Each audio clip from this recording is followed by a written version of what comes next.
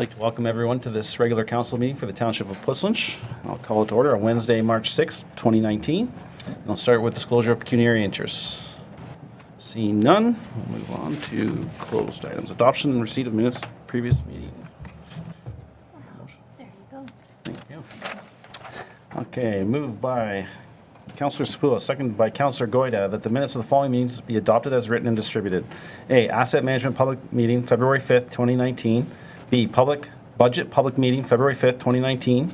Council Meeting, February 20th, 2019. Closed Council Meeting, February 20th, 2019. Any questions or concerns? Okay, all in favor? There was one minor change to some of those minutes. Sorry, yes. Sorry, the asset management minutes, if you just give me 1 second.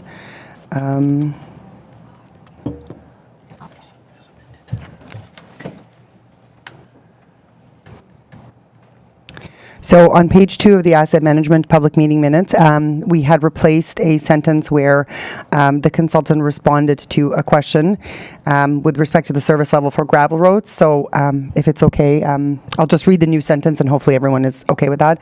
Andrew Grandison indicated that the service level for gravel roads is not formally documented and that there are recommendations in the report that all gravel roads are assumed to be at a condition of 90 unless deteriorated by grading activities.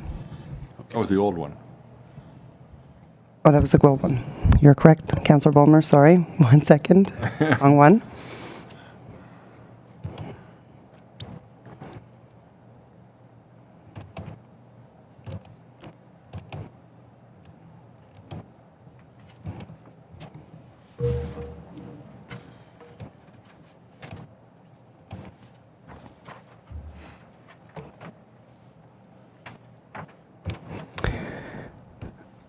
Okay, so now that you know the incorrect sentence, the correct one is, so the beginning part is the same. Andrew Grandison indicated that the service level for gravel roads is not formally documented and that there are recommendations in the report, and then this is the new part, that for all gravel roads that have been graded following the half-load season, the PCI will be assumed to be 90. Okay. Any questions or comments on that amendment? Councillor Bulmer, Councillor Goida? No? Okay. I'll reread this. So moved by Councillor Spoulis, seconded by Councillor Goida, that the minutes of the following meetings be adopted as written and distributed. A, Asset Management Public Meeting, February 5th, 2019, as amended. B, Budget Public Meeting, February 5th, 2019. C, Council Meeting, February 20th, 2019. D, Closed Council Meeting, February 20th, 2019. I just have some comments on the asset management minutes. I just wanted to point out to Council that the two big concerns from the constituents that attended were the gravel roads and surface treating, as well as the baseball lights in Morriston and the fact that they're not listed as an asset. So I just wanted to make sure that didn't get lost in the minutes. All in favor of this motion? Carried. Thank you. All right, we're almost at. Is there any business arising out of previous minutes? Councillor Bulmer? No. Councillor Goida? Councillor Spoulis? Councillor Rowe? Nope. Nope. Okay. I'm going to go to our first delegation. So I'm going to ask that Jameson and Sarah come down to the front table, please. Welcome. Thank you very much. Thank you. See you again, Sarah. Thanks. And whenever you're ready, just the important part I think we mentioned is if you're going to alternate speaking, just speak into the microphone for us, please. Very much.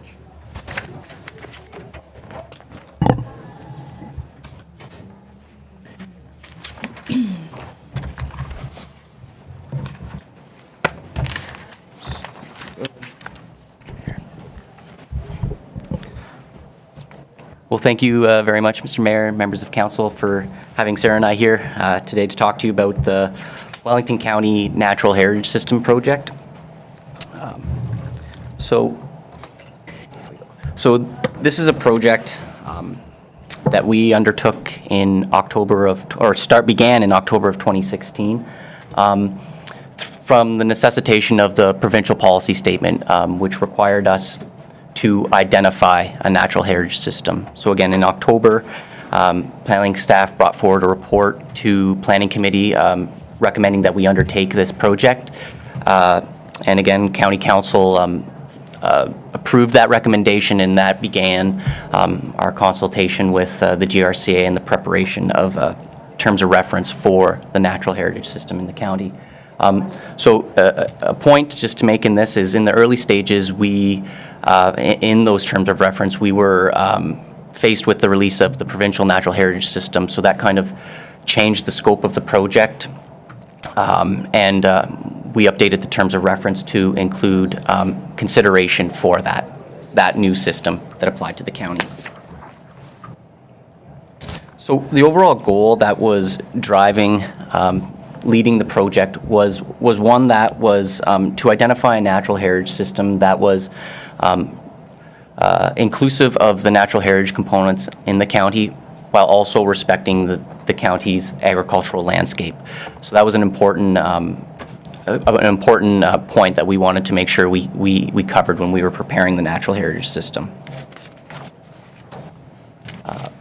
So going into this project, we knew that we wanted to have a tool that would be multifaceted, that we could rely on in several different situations as we move through our work in the planning department. So not only will this serve as a land use policy tool for refinements, but it will also help in other initiatives such as stewardship, background research for watershed studies, and climate change strategies.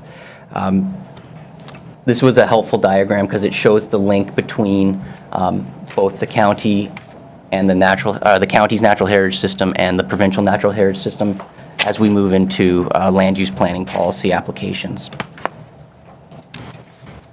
So I'll go through this quickly. These are the stages of the project that we went through over the course of the development of the natural heritage system. So we started with establishing a steering committee, which was made up of representation from the County of Wellington and from the 6 conservation authorities that intersect the county.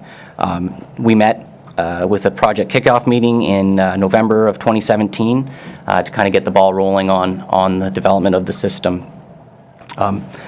After that, we entered into a phase of kind of background research where we compiled all the information that we could on applicable methodologies and criteria to inform the natural heritage system. We placed particular emphasis on those existing natural heritage systems that exist already in southern Ontario. So after we had kind of sifted through the literature, we pulled out what we felt was most applicable to the county, and we conducted a full-day technical workshop with the steering committee and technical staff from the conservation authorities. And that was done in December of 2017, and that process distilled down the methodology that we would end up using in the county system. So after we had kind of developed the draft mapping and we had the feedback from our technical counterparts, we conducted a public open house in April of 2018 to present the mapping to the public and solicit feedback. That was held in April of 2018 up in Aboyne. So then that brought us after that, and taking in that feedback, we did some refinements and then finally produced and presented the final report to Planning Committee in September of 2018. So that was kind of just a quick overview of the steps we took in the development. Getting to the system itself, it was identified through 2 steps. The first step being the identification of natural heritage components. These natural heritage components are important ecological or hydrological features that exist on the landscape currently. They are what we would consider the building blocks of the natural heritage system. So these natural heritage components were identified using science-based criteria that was developed through in conjunction with the steering committee and the technical working group, and was developed based on the best available data that we were able to find. and get from those authorities and the province. The second step was the identification of stewardship components. So these stewardship components consisted of enhancement linkages and enhancement woodlands. And again, these components have the potential to connect and enhance the overall ecological and hydrological function of the system in the county of Wellington. So enhancement linkages were developed using an automated process, which essentially charted plotted a path of least resistance between two unconnected natural heritage feature components. It was a fairly sophisticated GIS process that I won't begin to explain, like I know what I'm talking about, because I don't, but it was fairly complex, and that was the gist of how it worked. The other component was an enhancement woodland component, and these were selected and identified based on defined ecological criteria that are smaller woodlands. Woodlands were part of the natural heritage components in the previous step, but these were smaller ones that, if enhanced, would help contribute to the overall woodland cover in the county. So here's a list of the criteria or the natural heritage components that went into the system. And what I'll just say is that there were scientifically developed criteria that were created to help inform the selection of the woodlands, the wetlands. It wasn't necessarily that just all woodlands went in. They had to meet the tests that we identified. So this is the mapping. This is the final product for the county. It's a natural heritage system. So the green is the natural heritage components. Let's click to the Puslin. So sorry, I'll stay here. So the yellow solid lines, which is difficult to tell, but are the enhancement woodlands, and the dotted lines, yellow lines, are the enhancement linkages. This is the blow-up of Puslinch. I will note that enhancement woodlands do not exist in Puslinch, and that was based on the threshold test. They only exist in municipalities that have less than 30% woodland cover. So Puslinch is above that, and therefore did not meet the criteria to identify enhancement woodlands. So I've got one more slide here just to kind of zoom in detail on what's going on. Again, we see the green with the natural heritage components, and then the dotted lines, the dotted yellow lines between two unconnected natural heritage components. That's the automated process that recognized that linkage as the path of least resistance. And so I just want to take a second here to kind of talk about that a little more. It was important to the county, and through consultation, we learned that it was also important to reflect the agricultural landscape. So that dotted enhancement linkage is simply a representation that there's a relationship that exists between those two features. It doesn't necessarily plot the connection. It may be the case that there is some enhancement, voluntary enhancement, that plants a tree line down to the road and across, and then back up towards that feature. That could constitute the connection.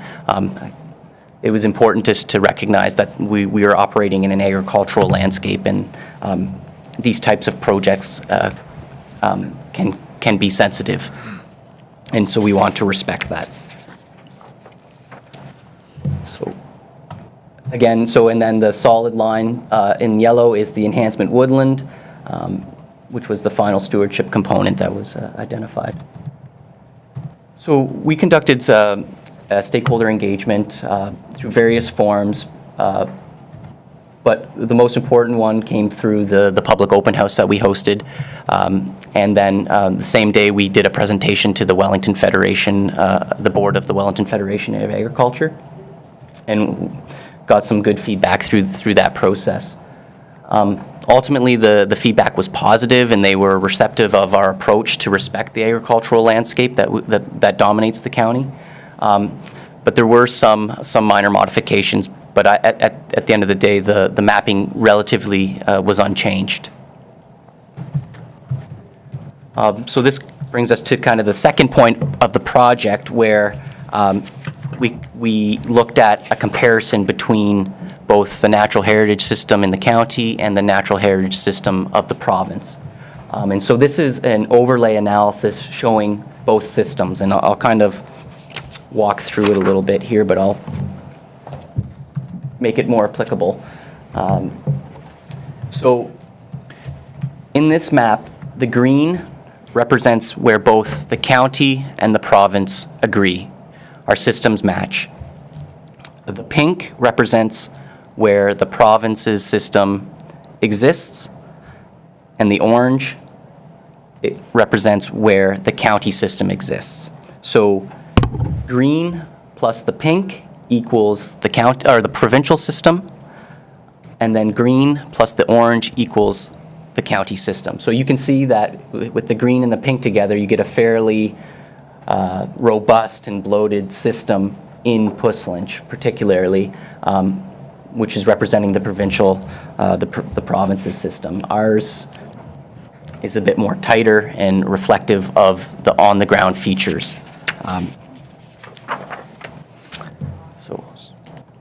So these are some of the comparison numbers that we were able to, that GRCA was able to get from comparing these two systems, and they're quite interesting. So overall, the county system covers 23% of the county's land area, while the provincial system covers 30% of the county's area. So we have about 40,442 hectares where we agree. Moving into some more of the details, I won't go through them all, but if we can see that the county system covers a significantly better representation of the natural features that exist on the landscape compared to that of the provincial system. You know, particularly if the most stark one being water bodies, where we've covered almost 100% to the provincial system's 31%. So these numbers were quite interesting when we were presented with them. So I show this slide again just because I would like to spend some time at the end of my presentation talking about the natural heritage system as a land use planning policy tool. And again, as I noted, this shows how the relationship that the county's natural heritage system has to the growth plan's natural heritage system as we were moving through. We were anticipating and understood that this would be something that we would have to deal with as we moved through into our municipal comprehensive review and the implementation of the growth plan. So the county intends to use the natural heritage system that we developed as a refinement tool to provide that scientific basis for those refinements.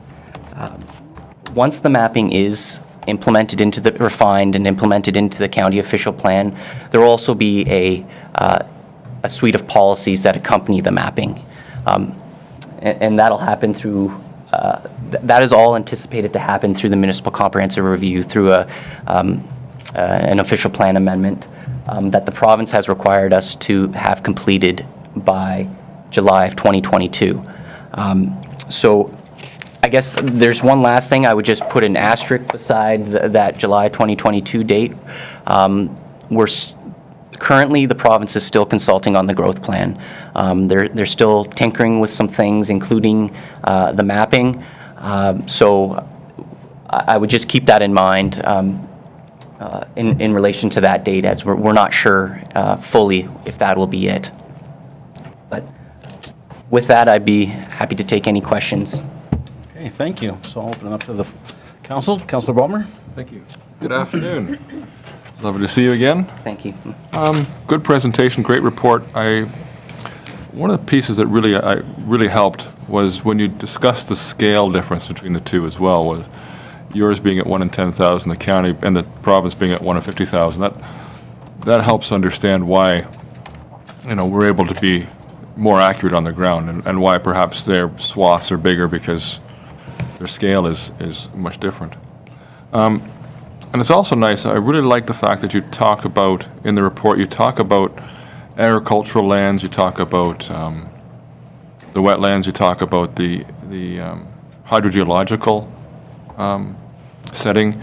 It was nice to read that how important the Galt Paris moraine is for recharge.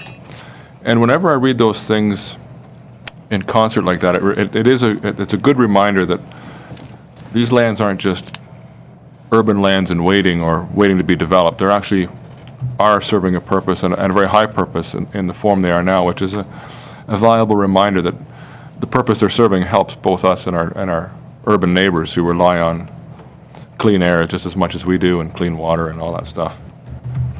But I had a question about, there was a piece in there you talk about wetlands that are currently being used for agricultural purposes, but that aren't mapped. And this question goes against the grain. Most people are asking about wanting to take things out of being a wetland and get them out of the mapping. But as we have the properties divided up through severance or whatever over time, there does exist the possibility, and I certainly in my part of the township, opportunities where people may want to take land out of agricultural production that would return to wetland if it wasn't being actively cultivated.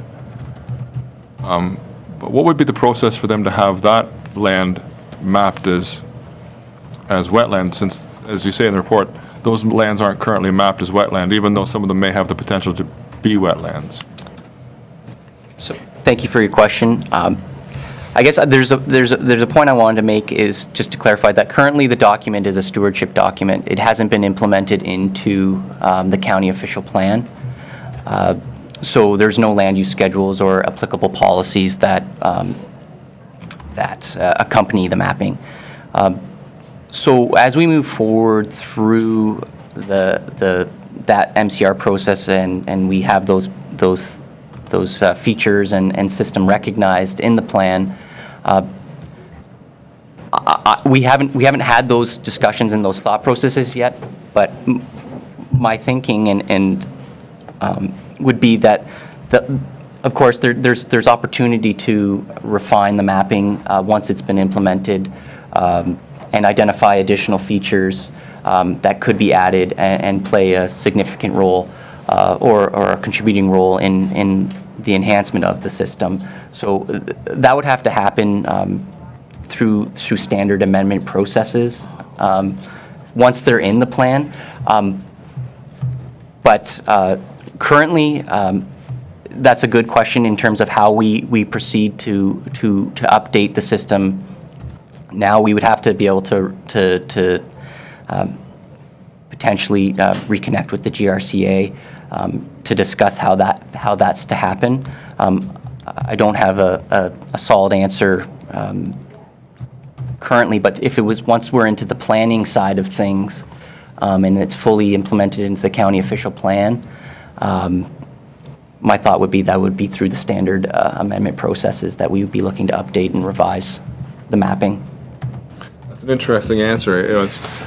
I hadn't even considered someone applying for an official plan amendment just to acknowledge a new wetland on their property. It seems absurd, doesn't it? But it would be possible, I guess, through the regular update. If someone brought it to the attention as part of that update in 2022, if a wetland was missed in previous mapping, it could be added through consultation with the Conservation Authority as part of a global update. They wouldn't have to apply for their own official plan amendment then. Yeah, again, I want to just emphasize that we haven't had to go through these processes yet. But once it's an update to an official plan schedule, it would have to go through the whether it be a housekeeping, it might be pushed to that time. But if someone was eager, it may go through that official plan amendment process. Okay. Thank you very much. Here, Councillor, go ahead. Thank you. Good afternoon. I I just wanted to say I thought that this was an excellent report. It was very easy to read, and as was your presentation, and I think it comes at a very appropriate time, as we've just been talking about the growth plan and the proposed amendments just in our previous council meeting, and the proposed changes that may allow for municipalities to have some input in refining the provincial mapping. And so it seems like we're already off to a great start here. And I really like the approach of this report, that it has that made in Wellington approach. I really like that. I do have a question, and Councillor Bulmer touched on it. And I don't know if it's an important thing or not, but it came up a couple of times in the report about the scale of 1 to 50,000 in the growth plan natural heritage system, whereas the Wellington County is 1 to 10,000. And I didn't really understand what that signified. Right. Thank you. So my understanding of the scale, it's based on the provincial natural heritage system is a regional system. The counties is a regional, but the landscape which it covers is much more significant. And so my understanding from reviewing the documents related to the provincial system is that the scale was mapped to establish those functional linkages across a landscape as great as the Great Golden Horseshoe. So, Okay. and to help facilitate the type of ecological and hydrological function that was necessary to have an effective system across such a large scale. Okay. So moving to a smaller area like the county, where we can still have that effectiveness through a much more refined and honed in scale. I gotcha. Okay. The last map, I think, that you showed in your presentation, which shows the comparison of the growth plan, that one exactly. There's clearly a lot of areas shown in pink that aren't shown in orange, I guess, or that aren't green. And I understand that. I guess part of this is that the methodologies of establishing what should be included and what shouldn't is different between the province and the county. But when I read through the report, it speaks to the provincial mapping, including 46% non-natural cover, whereas it shows that conversely, the natural heritage system includes less wetlands, less woodlands, less valley lands, less actual natural features. And so I'm wondering, is this the tool that you will be using to try and make those refinements to the provincial natural heritage system to try and bring those two items, to include less of the non-natural items and more of the natural features? Is that kind of the goal when you're making your refinements? Yes. So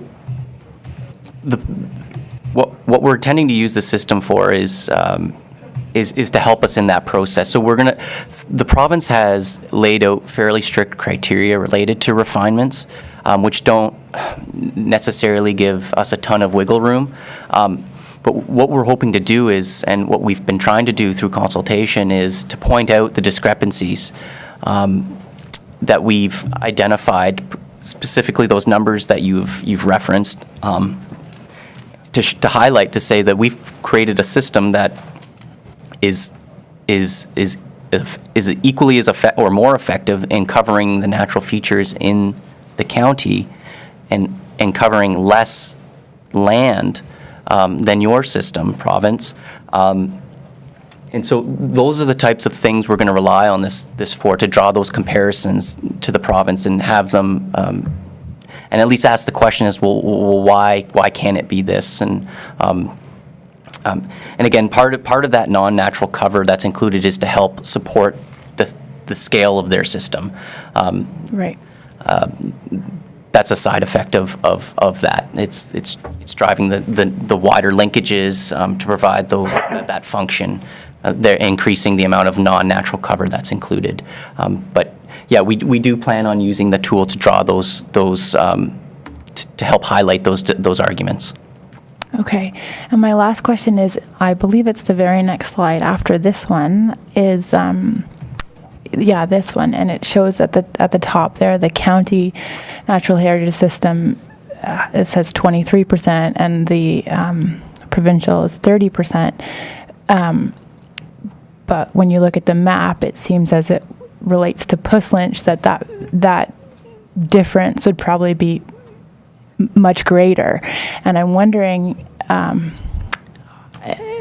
not sure if you would know what these numbers would look like if they were specific to Puslinch as opposed to as countywide. So good question, and I tried to get those numbers. We're working currently with the GRCA to try to figure out how they did this analysis. Right. But I wasn't able to get that. We hope we can, not only for Puslinch, but for the town of Erin and our other member municipalities, to be able to provide that type of comparative. But at this point, no. Okay. Thank you. Councillor Spoulos? Yes, thank you for the report. I think the county should be glad to have such professional staff as you to put together a report that outperforms most consultants I dealt with in the past. But the only thing I want to say is I hope you are very successful in getting your point across, because it's the livelihood for all of us here in Puslinch. It means a lot to us to have your data represent what's here, not some 50,000 50,000-foot flyover what's in Puslinch. Councillor Roth? Thank you. Thank you for the report. It's very thorough. I'm very confident that the job you've done here is going to save Puslinch. I really believe that. I don't know how anyone can argue with it. It's done so well, and it gets the end goals that the province wanted by using up a lot less land that we can do something else with. So I'm really confident. I just want to thank the county and the CAs that worked so hard for 2 years to put this together. I think it's what we need. Thank you. Thank you for your presentation. I want to echo what Council's saying. County staff done a fantastic job at this, and I agree. I think you're going to save Puslinch. I'll be honest with you, when we were first notified that we could comment on the mapping, I had concerns. I didn't know if we had the information in such a short time frame, and the two presentations today just alleviate all of those concerns. I mean, you're doing an excellent job, and I hope the province will listen to us, and it would be a shock if they don't, because this is so thorough and to the fact. Okay, appreciate your presentation. Thank you. Thanks. Okay. Moved by Councillor Balmer, seconded by Councillor Roth, that Council receives a presentation by Wellington County with respect to the mapping of a natural heritage system in the County of Wellington. All in favor? Carried. Thanks again. Thank you. Have a great day. I'll ask our second delegation to come down, please. Looking for Martin Keller. Welcome. I'll give you the same welcome speech that we just asked you to speak into the microphone, and maybe introduce yourselves for the new members of council, and you can have the floor. Thank you. My name is Martin Keller. I'm the Source Protection Program Manager for the Lake Erie Source Protection Region. Thank you for having me here today. Do you want to introduce yourself first? And I'm Kyle Davis. I'm the Risk Management Official for the Township of Puslinch and the other municipalities in Wellington County. Thank you. Good afternoon. And Mayor, councillors, ladies and gentlemen, thank you for the invitation to give you an update on the drinking water source protection study, specifically related to the water quantity policy development for this area. Here we go. So for the benefit of new council members, I wanted to take a quick moment on one of the next couple of slides to just go over where this study has come from, where we are at, and then I'm going to move into providing an update on the actual policy development and the status of the study right now. So what you see here is the results of what we call the Tier 3 water quantity, water budget and risk assessment study. It started about 10 years ago, so it's hard to kind of put everything in one slide, I guess. But in terms of the actual results, what you see is that the larger water quantity area, wellhead protection area Q, that we call it, surrounding the city of Guelph and a good portion of Puslinch and Guelph Formosa. You'll also see three smaller ones for the Rockwood. Those are three separate wellhead protection area quantities. You'll see in the darker colors the city wells. You'll see in green both the Hermosa intake, where they take water out of the river, and then you see that's the green circle, and the green square is the Glen collector, where the water that has been taken out of the river is artificially recharged into the ground. So that is our city infrastructure. You'll also see in kind of deep pink or purple, you'll see the Guelph Formosa wells, both on Hamilton Drive, that's up on the northwest side, Huntington and Cross Creek, and then the Rockwood ones as well. So the result of this water quantity study, it's part of the Source Protection Program, part of the Clean Water Act, and is really addressing the water quantity aspects for municipal drinking water systems. So for the larger area, the result came up with a significant risk level, and that triggered the source protection policy development that we're currently in. For the smaller three areas, the risks assignment was low, hence we did not have to do policies specifically for those areas. So when in the rest of the presentation, I'll be talking about this specific area, the larger water protection area quantity for the city of Guelph and the Hamilton Drive systems. So I just mentioned the river the Hermosa River intake, where they take water out of the river and put it into the ground through the Glen collector. That linkage through for the river water to really augment the city's groundwater in that area is the reason why we have an intake protection zone quantity, which is in this map, and that's been assigned a significant risk because of that linkage. So the river water, the level of water that is available in the river has an influence. How much they can take out of the river and recharge has an influence. Hence, we also have that watershed, essentially catchment above the intake that is also captured. And so policies will also have to be developed for that area. The actual significant risk, that's where the majority of the work really what that was done over the last few years. It's to look at the future and the current specific demand of water. It looks at drought conditions. It looks at various different scenarios, and whether municipal drinking water wells can be pumped. And in this case, the Queensdale and Arkell 1 well, the city wells, those two ones were triggered, meaning they couldn't be pumped in the future scenarios under drought conditions. And that's kind of the trigger that, under the technical rules, we had to look at with respect to that significant risk level. So with regards to the timeline, we are now at the policy development phase, but in terms of what's coming up, or what was done before, is the actual Tier 3 risk assessment. You'll also see here a technical study, which we call the Risk Management Measures Evaluation Process. I won't go into the details of that was what I presented to Council in August last year. The result out of that study was that we now have a better understanding of the drivers of the risks. And we were also looking at kind of the legislative framework discussion paper to figure out what kind of options we have and the policy toolboxes that we can use. With regards to the more defined information about that technical study was really to know that we have municipal wells that compete with each other, so to speak. They affect each other, so they can be a threat to each other.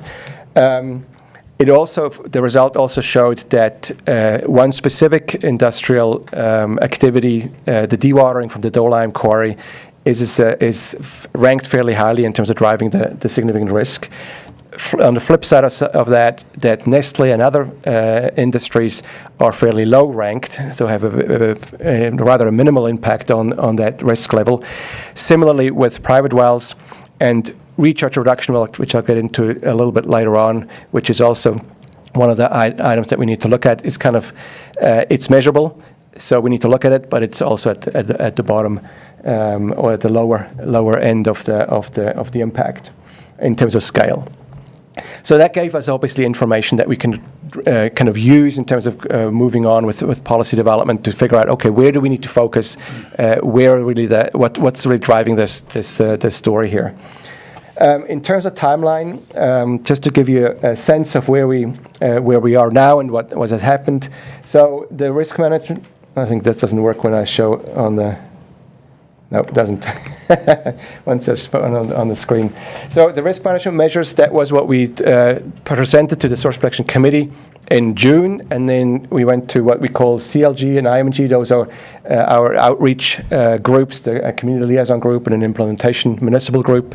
We presented that in last summer, and then I was before council in August with that information on the results. In December, we presented the approaches that I'll be presenting today to Source Protection Committee. We also had outreach opportunities for other groups to provide input. And what we're now working towards is a June committee meeting to present draft policy text to our Source Protection Committee. And there will be obviously an opportunity to come before you again at a later date when that's ready. In terms of the larger timelines, we then over the summer would be working on refinements, coming back to the Source Protection Committee in the fall. Right now it's in September. And once the committee is satisfied that the policies are ready, we would then enter a consultation process. There's a pre-consultation with the municipalities and ministry agencies first, and then a public consultation. We're working towards a kind of March 2020 submission to the province that would be an update to the source protection plan that we have now. So that's where we are right now in terms of approaches. And here's another map just to give you a bit of a sense of what it means in terms of municipal jurisdictions. So you'll see the city has covered a large portion of Puslinch and Guelph Formosa, but then we'll also have a couple of areas, one in Milton in the corner there, and a very, very small portion, kind of a little sliver in Woolwich in the region of Waterloo. So policies, the way we structure the source protection plan is structured by municipal chapters, so we'll actually have different chapters with policies inside. And just to emphasize again, policies will apply within that dotted line. They won't apply outside, and they won't, so you don't see anything about Rockwood. They won't be applied to the Rockwood Guelph Formosa system either. So a little bit in terms of just background, in terms of Clean Water Act, Source Protection Program. That's really the framework we're working under. We are working to prevent things from happening, and the program is set up to developing collaborative approaches on a watershed basis, policies that are incorporated in the source protection plan. What we have to do is, and that's under the legislation, we have to look at both quality and quantity. The quality is already addressed through the existing source protection plan, so we're working on the quantity to get an update on that. And the two items that we need to address, again, as per the direction from the ministry, from the province under the Clean Water Act, is both to ensure that existing activities, and that would be both the water taking as well as the recharge reduction, does not cease to be significant in terms of reducing that risk, but also preventing any future activities from becoming a significant risk. So it's both present and future, looking at both those aspects. What I have today, in terms of what I'm presenting today, in terms of those policy approaches, what we presented to the committee in December, those are high level. They're still draft and they're subject to change. So we're still working on a lot of the details. There will be different approaches that we may consider, so there's certainly changes to be expected. But they do inform us about where we're going in terms of the path forward and the details that will coming. And so once we're at the draft text stage, then they'll be much more specific, and also they may differ from municipality to municipality because we have different chapters and maybe different priorities in the different municipal chapters. So One of the things that we're learning out of the results from those previous technical studies is to kind of put together a bit of a framework, a policy framework, to guide us through and the different themes that we could really package the policies in.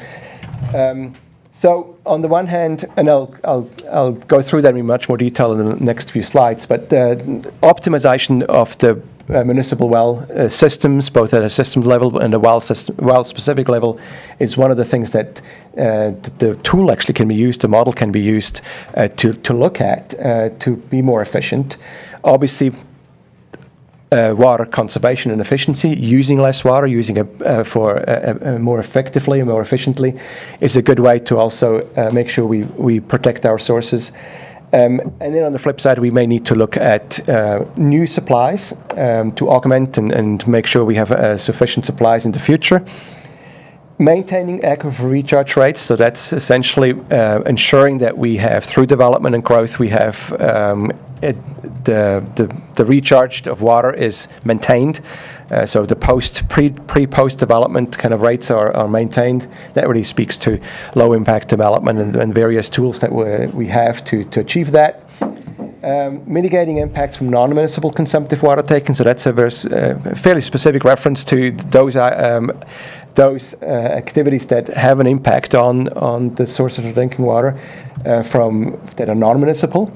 So that would be, for example, the quarry dewatering.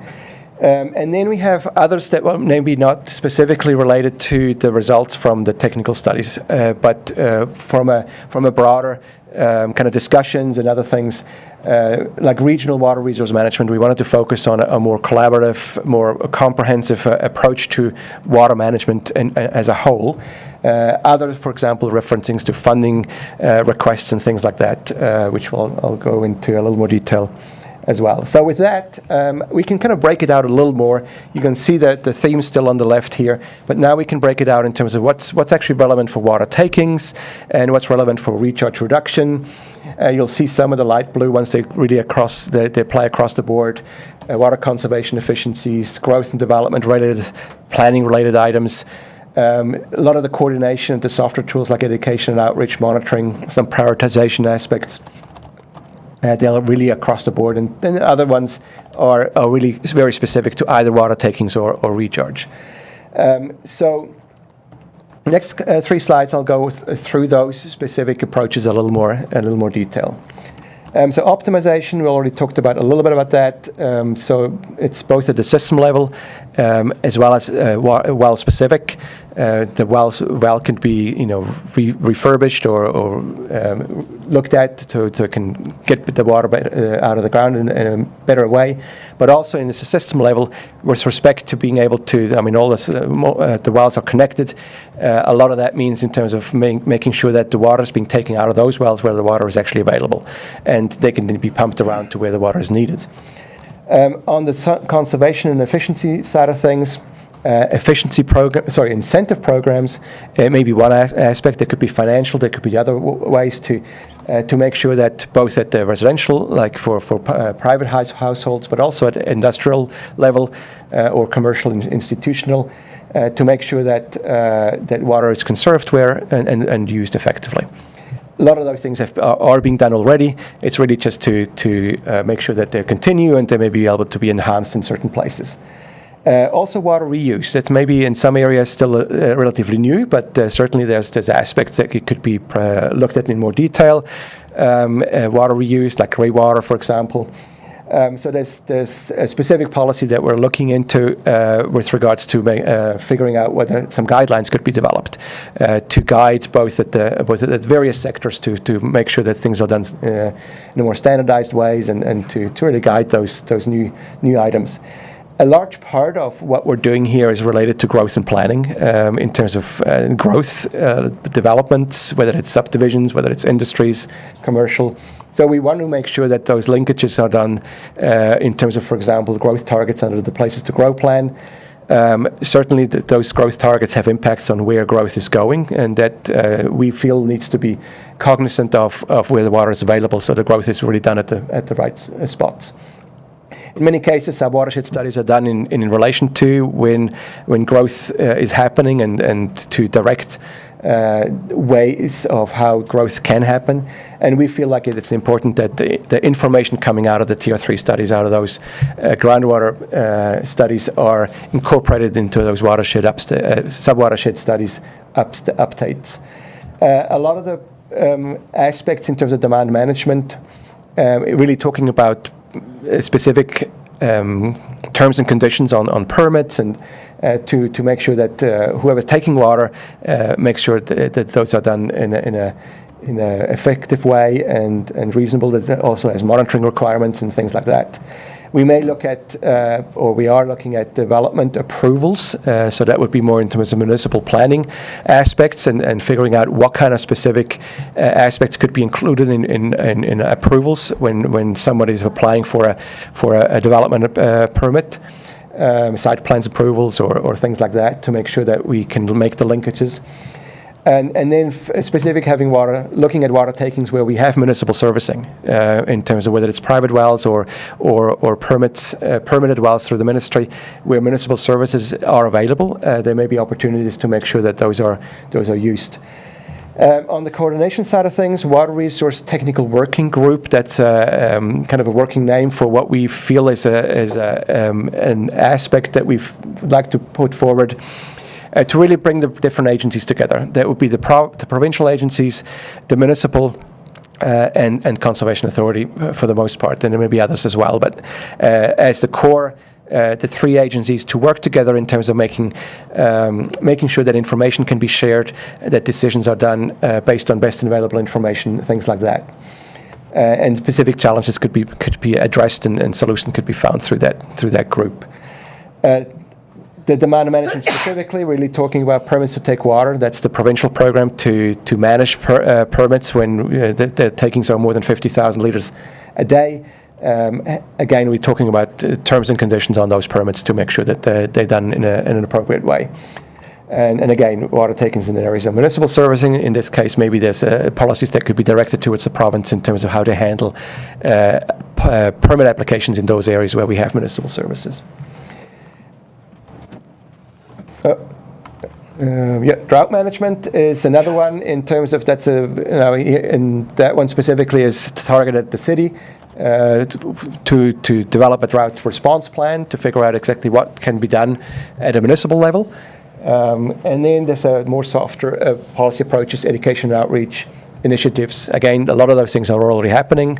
They'll be continuing and will be kind of incorporated into a framework through those policies, and they could be enhanced in certain ways. The EnviroGuide that is mentioned here, that's a very specific City of Guelph initiative that we'd like to link into with city staff.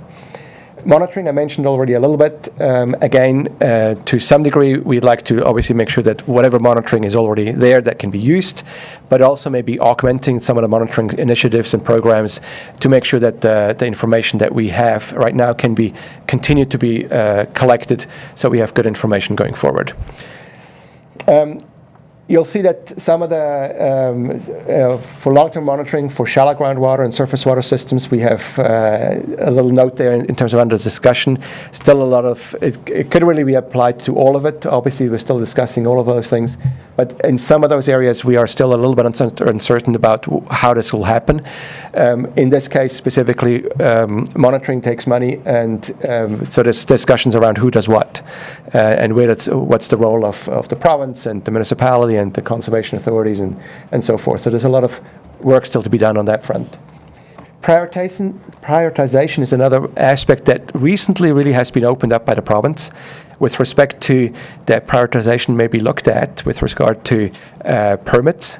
It is currently a first come, first served. Whoever's first applying for a permit, they go through the application process and they get a permit if they can meet the requirements.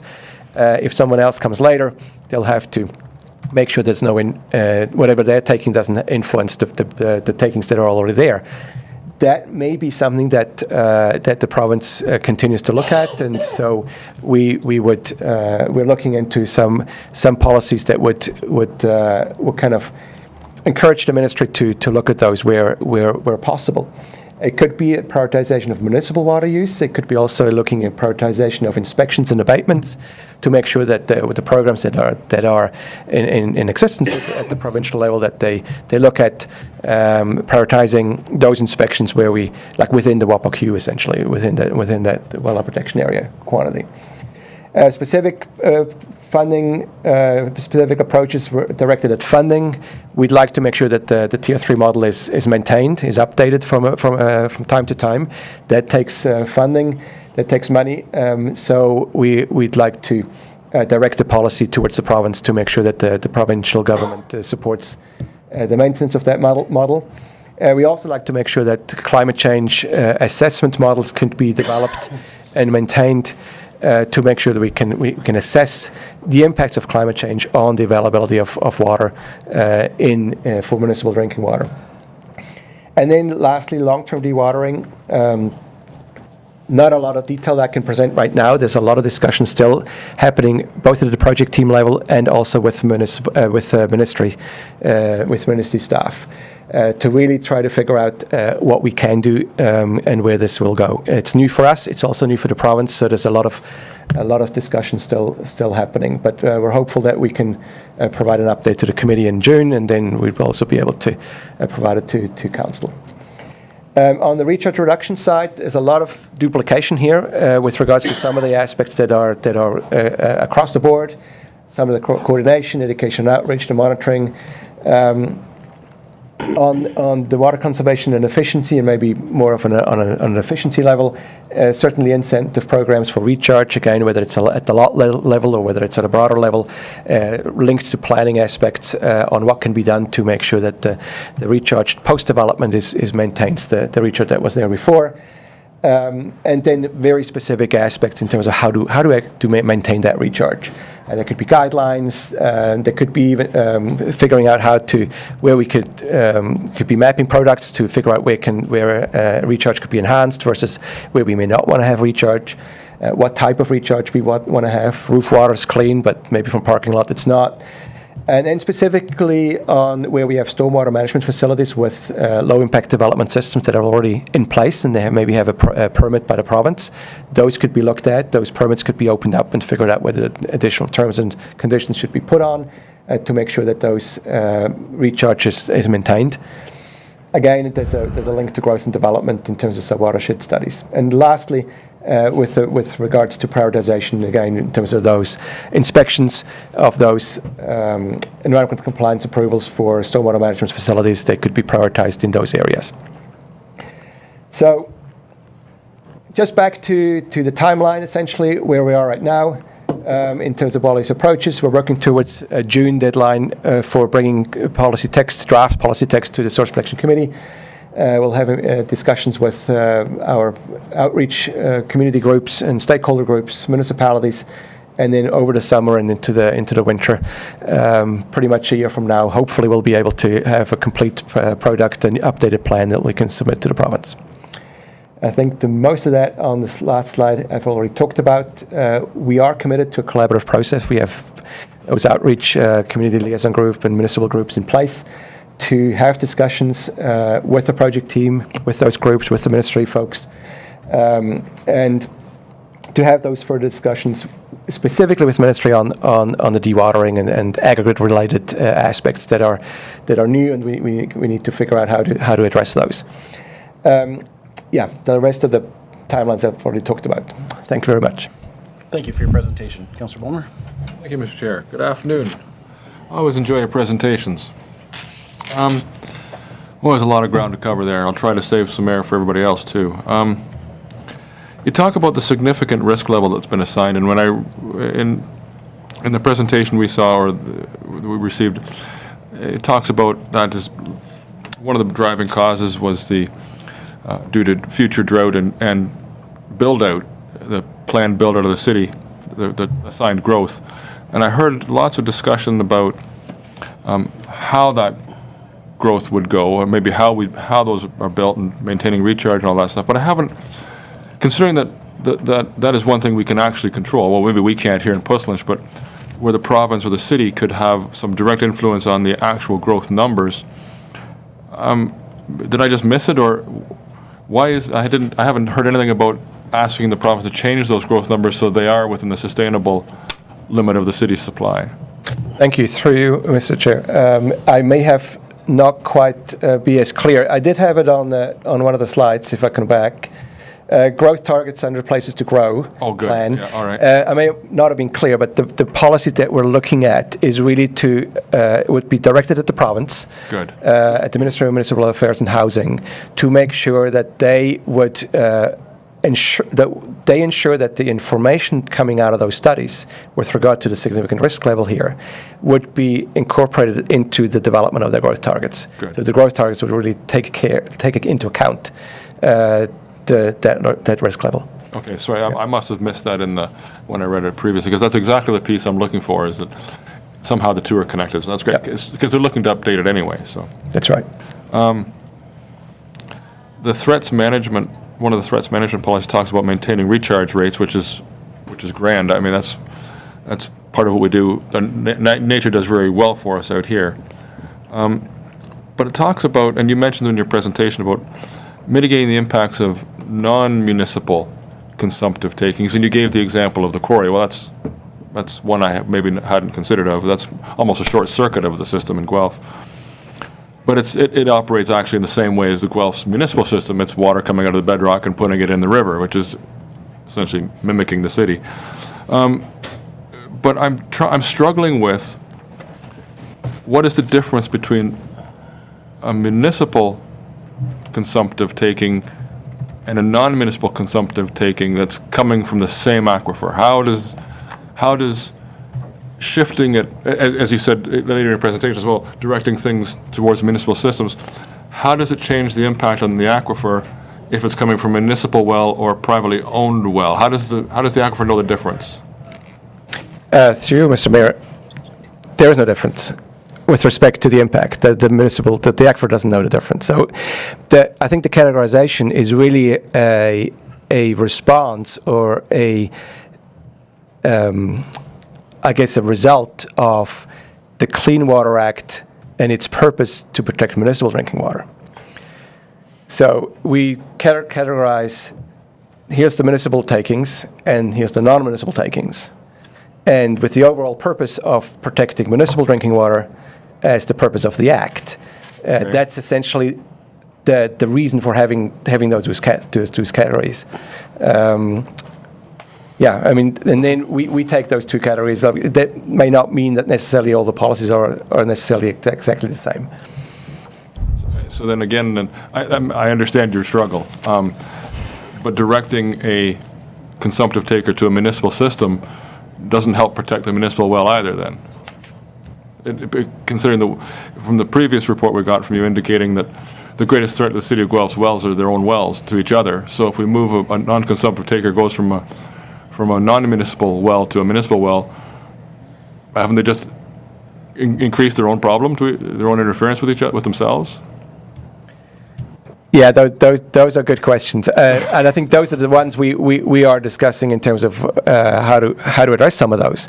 Certainly, if all the non-municipal would just hook up to the system, to the municipal system, that would increase the taking, obviously. Mm-hmm. I think what we try to do, and when we talk about water takings in areas of municipal servicing, those themes, what we're really trying to figure out is how to address where we have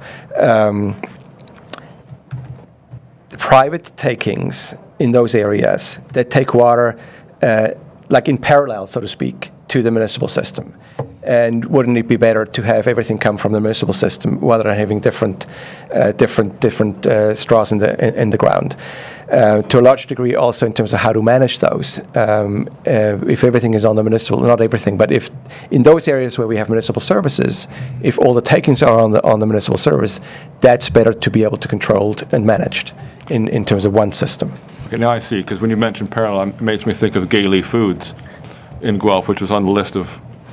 It's also on the list, yeah. Yeah, and I see. So if it was connected to a municipal system, it could be part of the well optimization strategy. Correct. Makes sense. Okay, I understand that. That helps a lot. The last point, my bugaboo is the prioritizing of municipal taking. I understand that perhaps from an urban place that has a municipal system, but it seems to always suggest that somehow municipal takings are magically producing the water without impact, and that 100% of the water being taken from a municipal system is for human consumption. Whereas, going back to my previous points, the impact on the water table, whether it's connected to the municipal system or not, is similar. In fact, sometimes I would suggest, I guess, if you had a water taking in the rural area where it's a local taking and then it's a local discharge to its own septic system, you've got some local recharge. That's a partial loss system in my mind. If that same user went to an urban center, was connected to something like the city of Guelph, now you're taking it and connecting it to a full loss system. Whatever they take is taken out of the groundwater, wherever that well is, and discharged wherever the sewage system is into the river. Nowhere near being any local recharge. So my worry is around this prioritization of municipal water, is we could end up making it worse by increasing the amount of water users that are connected to full loss systems. If I were to prioritize this, especially if I was going to prioritize growth, I'd prioritize growth towards sort of closed loop municipal systems where they're taking from a river and discharging to a river. But we'll see how the policies pan out, I guess. Mm-hmm. Thank you. Thank you. Councillor Goyda? Thank you. Thank you for your presentation. I'm wondering if you can help me understand, and Councillor Balmer touched on this, but I'm wondering if you can help me understand how the study and the modeling used here, which is showing that there's a significant risk level if we experience drought in the future with the current growth targets, how does that get connected back? How does that risk get connected back to the places to grow plan? I guess what I'm struggling with is how these growth targets get put into place when a study like this is showing that there might not be sufficient water to support that growth in the future.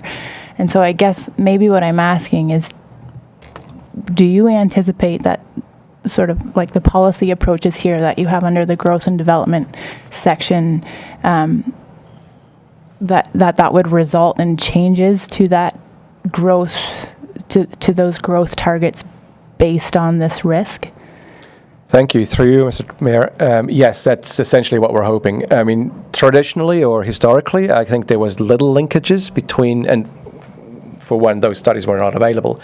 But now that they're available and now that we have that information, I think it's our intent to make sure that those results and that information and in a sense that significant risk level is being put in front of the ministry essentially to say, well, when you update those growth targets, please consider those and make sure that the growth targets may need to lead to changes. Mm-hmm. It ideally should really, as I think Councillor Wilmer was saying before, it should be directed towards where the water is available, mm-hmm. Not necessarily where we have significant risks, or it could be managed in different ways. So essentially, it's really a policy that we're trying to draft that will direct the ministry to consider the results and make sure that those growth targets are, in essence, taking that into account. Okay. And my second question is a big part of the policy framework that you have shown here revolves around recharge reduction, which is a significant risk to water quantity. But how does that... So the City of Guelph is talking about the development of the Clare Maltby area, which is an area, at least as far as I understand it, of significant recharge. So does development, again, maybe you can help me understand, does development in that area not just further compound the problem of recharge, natural recharge ability of that area, mm-hmm. and which will further put us at risk of not having enough water in the future? I can try through you, Mr. Mayor. So I'm not familiar with all the details and the specific stages of the secondary plan in Clare-Maltby. But I think what we need to, or at least from where we come from in terms of our project team, is not about growth or no growth, or development or no development. It's really trying to figure out how can we develop and maintain the recharge. There's enough, and I think I would hope there's enough, but there's certainly a whole list of things that can be done through development to make sure that that development can occur and recharge can be maintained. And it then becomes complicated about how to maintain those things in terms of making sure that it's continuing to recharge over longer time horizons in terms of, but really in terms of where we come from in terms of our policies and where we try to, when I say our policies, the source protection plan policies will be mostly fairly high level with regards to saying, oh, the municipality shall, or the ministry shall, or whatever, or shall be encouraged, or should do this, or should do that, should consider this or that. And then it's at the municipal level in terms of planning, really, to then figure out the details of, okay, if a planning approval comes in, here's the specific site plan approval, like here's criteria to get site plan approval, or here's what we'd like to see as a municipality for development to go ahead. We wouldn't have those details in our source protection plan. Okay. We'd like to kind of provide the framework to say, okay, here's where we'd like you to go, because we feel like the recharge is important, but it's in the municipality through their own planning processes to make sure the criteria are in place, to make sure developments can go ahead and recharge is maintained. Okay, thank you. Councillor Sapoulis? Yes, not so much in the way of questions for you, but just a comment with respect to Councillor Bulmer's prioritization of municipal water use. I'm not on the same page as he is yet, and I think something like that should have a discussion at our council before we should adopt a formal position. I look at it from a selfish point of view, Puslinch point of view. If we want to, are successful in getting all necessary funding and everything in place for a municipal well for the industrial commercial area, I would hate to see us being stymied by some private user that says, well, sorry, we're taking up all the water here. You can't put your well here. You got to go so many miles away or kilometers away.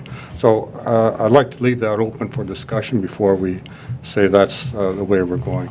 So that's my only comment. Okay, thank you. Councillor Roth? Yes, thank you. When it relates to growth, I just wonder, at what point do we say we've got to find a different source for the water other than the aquifer? Because I don't know if anyone really knows how sustainable the aquifer is with all this extra pressure on it with the growth.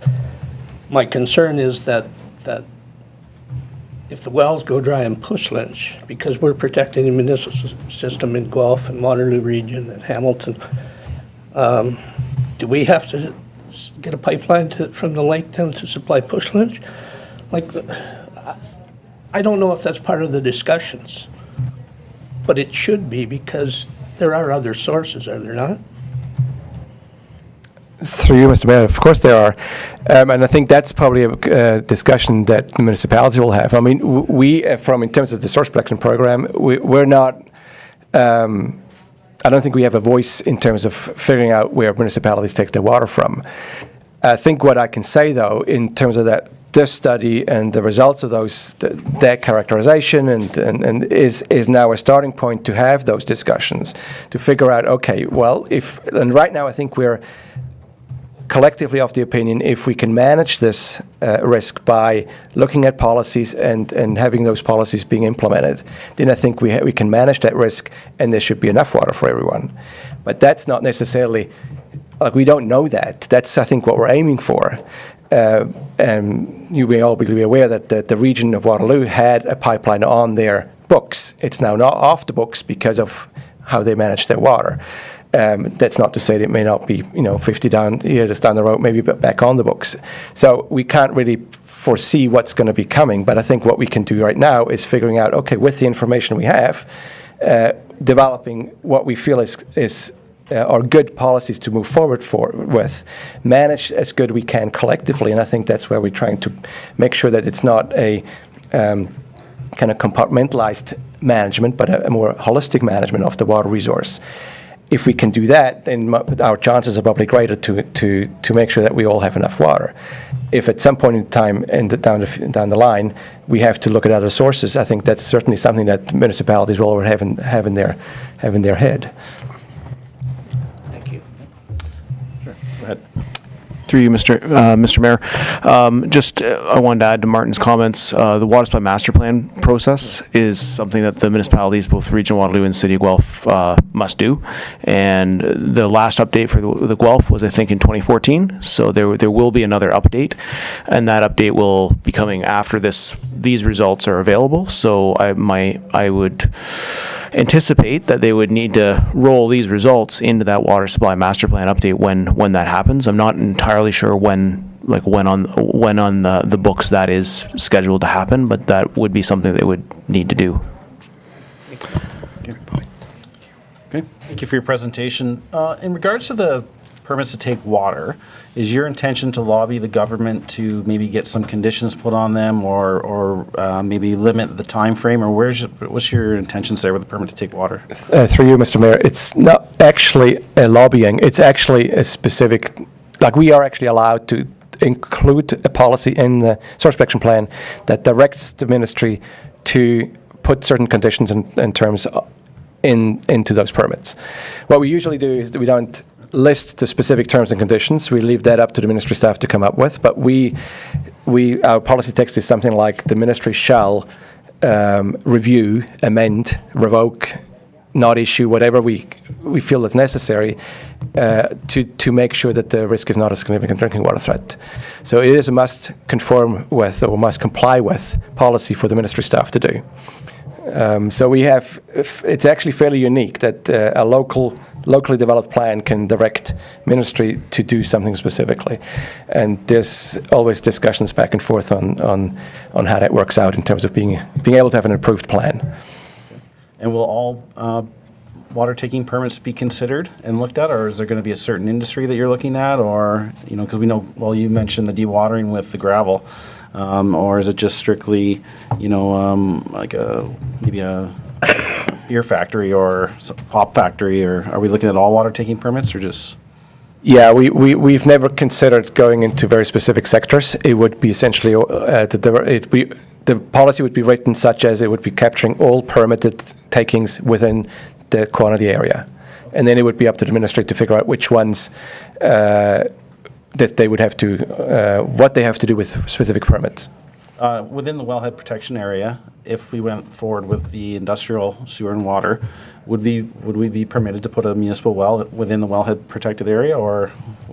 Well, you would be in that area likely, or it's maybe you could go up, down. Like if you were towards the south, you could be outside, I guess. Just depending on. Anyways, I don't need to see it. I was just curious if there was any restrictions in place there. There'd be a process, I understand that. There would be a process. Any taking, whether it's existing or future, in that well protection area quantity, would that be subject to those policies. And just to add to that as well, the way I understand, at least what's been talked about for the industrial area, would be to put some of those industrial users onto the municipal system. So then there would also be some of those industrial permits that may come offline, right? So there's maybe a bit of a balancing there. But yeah, there would definitely be a process in terms of looking at that permit to take water, and ultimately it's the province that would approve that. Okay, excellent. Any other questions or comments? Okay, thank you very much for your presentation. Thank you. Moved by Councillor Rowe, seconded by Councillor Ballmer, that Council receives the presentation by Martin Keller, Grand River Conservation Authority, with respect to the Guelph Fairmosa Water Quality Policy Development Study Draft Water Quantity Policy Approaches. All in favor? Carried. Okay, I'll ask our next delegation, Mr. Joy, to come down to the table, please, in respect to the update on the Pussel soccer field.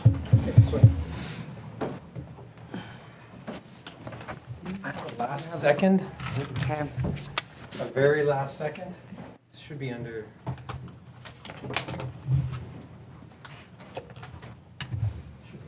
Just say presentation. Bear with me. Good afternoon, everyone. Welcome. Thank you. So for those who don't know me, my name is Bruce Joy, and I am with the Puss Lynch Minor Soccer Club.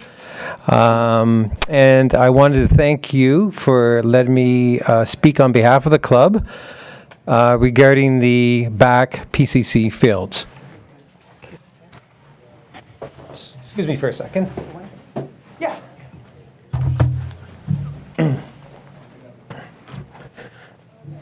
So I have a very last minute presentation because I want to look good because I'm following two really good presentations.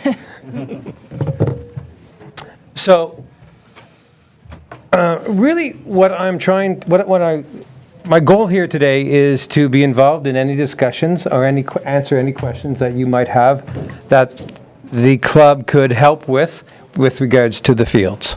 Okay? So in recap, the Puss Lynch Minor Soccer Club has the following objectives. To promote, develop, and administer the game of outdoor soccer. To develop character by promoting physical, social, and leadership skills in the players. An emphasis will be placed on concepts as team spirit, sportsmanship, respect for officials and each other. And to promote and develop the best interests of the game of soccer within our community while recognizing that the player is a first priority. Our club is a minor soccer club. It does not have an adult league, so we are looking at players from the age of 4 to 18. The right one? There you go. So the club has approximately 500 members in our club. I would say about 50% are from Puss Lynch. And the rest are from outside of the area.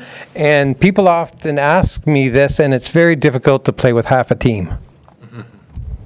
So we need to have outside people coming in to fill the teams up.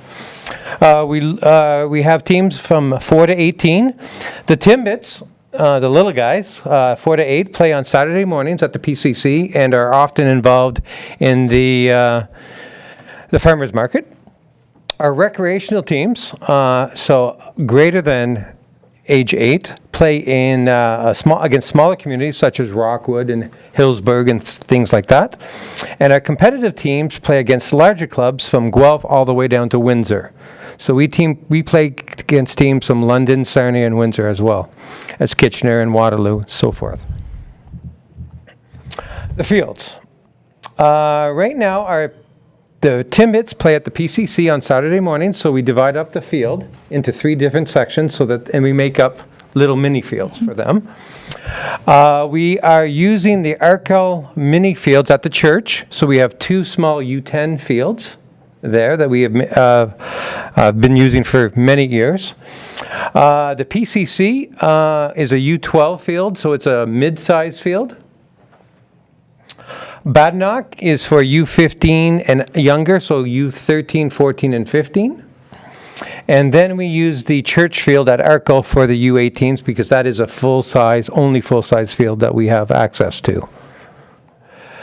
Now, currently the Township of Puss Lynch has 2 soccer fields with 2 proposed soccer fields to be developed. Puss Lynch Minor Soccer Club uses an additional 5 fields which we help maintain and by cutting, aerating, that sort of thing, lining the fields. But they're not ideal because they're not in the best shape. And since we don't own the land, can't really do much work to those fields. So 3 of those fields are at the Arkell Church and 2 are on private property. So really, again, as I'd mentioned, I'm here to talk about the back soccer fields, an update of that. So with this, the Puss Lynch Soccer Club, and I have been talking to the staff of Puss Lynch, we have allocated $10,000 to our soccer field development fund, and we're aiming to allocate another $5,000 to $10,000 in 2019. And this is coming from our individual members. The kids that are playing soccer and their parents. So I have some questions, and I know that you guys are going to be addressing the soccer field in a little bit later on, and these don't have to be answered now, but they're just kind of questions that I have, is what happens if the township does not receive the Canada Infrastructure Grant? Because right now you believe you've just received the Ontario Trillium Fund? Yes, yeah. Okay, but we haven't heard back on the, Canada The Infra- funding guidelines haven't been announced by. okay, sounds good. So I'm just wondering what happens, because I know the field is slated to start construction in 2020, in the spring, and then what happens if, and by the way, we're very happy to champion this, the soccer club is unable to raise the $89,000 in donations for this project. So by the end of 2019, we hope to have raised $20,000, and we are talking to various corporations about donations or how to help us out. Some of them have come back and said, can we donate in kind, meaning can we donate labor or materials? So I'm not sure where that will play into things. Okay? And would the township be willing to consider any, Just going to take a, oh, okay. Sorry about that. thought that was me. Would the township consider any alternatives if they don't get that grant of $400,000 from Canada Infrastructure? So these are questions that are mingling in my mind. Also, I was just going to talk is, will the soccer club be consulted prior to the tender being released? And I'm not sure when the tender is going to be released, but I think it's going to be in the summer of this year. And the reason why I ask that is because in the diagram, the bleachers are on the same side as the player benches. And that is against the rules of Ontario soccer. They have to be on opposite sides. Confirmation of the field size. I've talked to the consultants, but I never got an answer on the size of the fields that they're thinking of. And is it possibility to grade the entire back area? Because I know there's been discussions on, in the future, on the phase 2, if you're going to make a baseball field there or keep it where at the local position. Because you did do work on it last year with the lights and the bleachers and stuff like that. So these are kind of questions that the soccer club has, and we're just wondering what the township's thought process is on that. And that's basically it. So if anybody has any questions, I'd be happy to answer them. Thank you for your presentation, Mr. Joy. Sure. I'll open it up to council, and I don't know if the Director of Public Works, I know those were kind of thrown at you just now, if you have any answers for him on the field size, and the bleachers would be addressed, I believe, and we've discussed putting out the single source design of the soccer field. Would they not design it with the bleachers? But maybe the Director could clarify on that, or not. Sure. Yep. Sorry. Yeah, in the final drawings, the bleachers and the benches are on opposite sides. Okay, perfect. The size in the backfield is an 11v11 Okay. size field in that one. That's the one we're dealing with right now. Okay, that doesn't really tell me much width and length, but 11v11 is, they can be in multiple dimensions. Okay. Like an NHL hockey rink. Can be any size. That I'd have to get back to you. Okay, thanks. And the reason why I'm asking this, Don, is because what we can do is then create 2 smaller fields to play across Yep. with, so the field can be a multi-purpose. So they can do U12 fields, 2 U12 fields, plus a U18 field. So we're just trying to make sure that we can fit that in. Because if you put up the lights and it's too small, then the kids are running into them. Okay? Get back to you on that. Sounds great, thank you.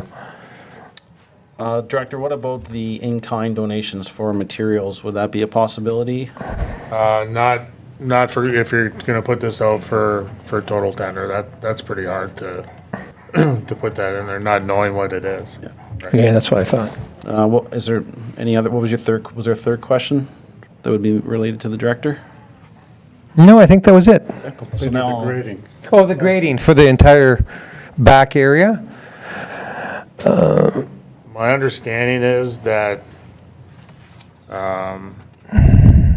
it is, that whole back area will be graded because they have some drainage issues in there as well that they have to deal with through that whole back area. Okay, And so my understanding is that will all be done from what I can see on the grading plan. But again, let me confirm. okay, Sultan, and I'll fire an email with the other answer. sounds great, thank you. okay, Councillor Ballmer. Thank you. Thank you for your presentation. Thank you. I am pleased we are moving ahead with a lit soccer field. It's been a long time coming.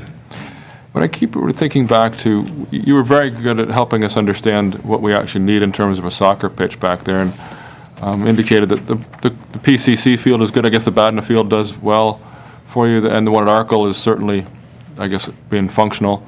Yep. But you've mentioned you have others on other property, and one of the pieces I've struggled with this new soccer pitch that we're talking about is the price tag. I can't imagine, leaving the lights aside, I can't imagine those other pitches that you're currently using on private property, or even the one in Arkle, cost anywhere near what this one's going to cost to bring them to a point where you could use them for soccer. And when I hear your concerns about the time it might take to raise the funds and the availability of in-kind donation of material, it does make me wonder, well, how did these other fields get built? Not just the ones that we have, the ones you're using, the ones in Arkle. When we've committed to going to a public meeting with this, maybe would you be able to have some of that information if people had questions about? Sure. How are there other ways we can develop a soccer field that meets your needs? Absolutely. So the project is about $600,000 roughly, I believe.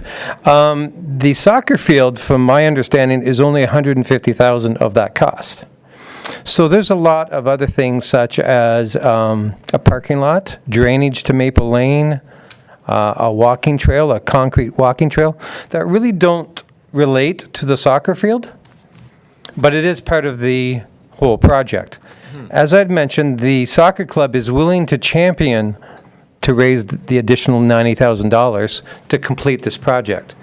But my concern is, if we don't get that Canada infrastructure grant, does this mean the project will go away? Not sure. Now, with the other two soccer fields, one is at Slovinsky Park. Oh, yes. Okay, it's just a tiny little field. We go there and put some teams on there to practice only, because it's not big enough to play a game there.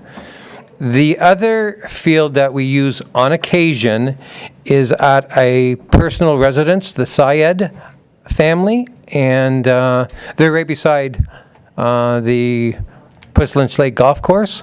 Unfortunately, their house burnt down 2-3 years ago, and they have not been there, so it's being rebuilt. I did talk to the father and grandfather, and they would like to get it up and going again, but we're not sure what shape it is, so once the snow melts, then we'll be able to see what's happening.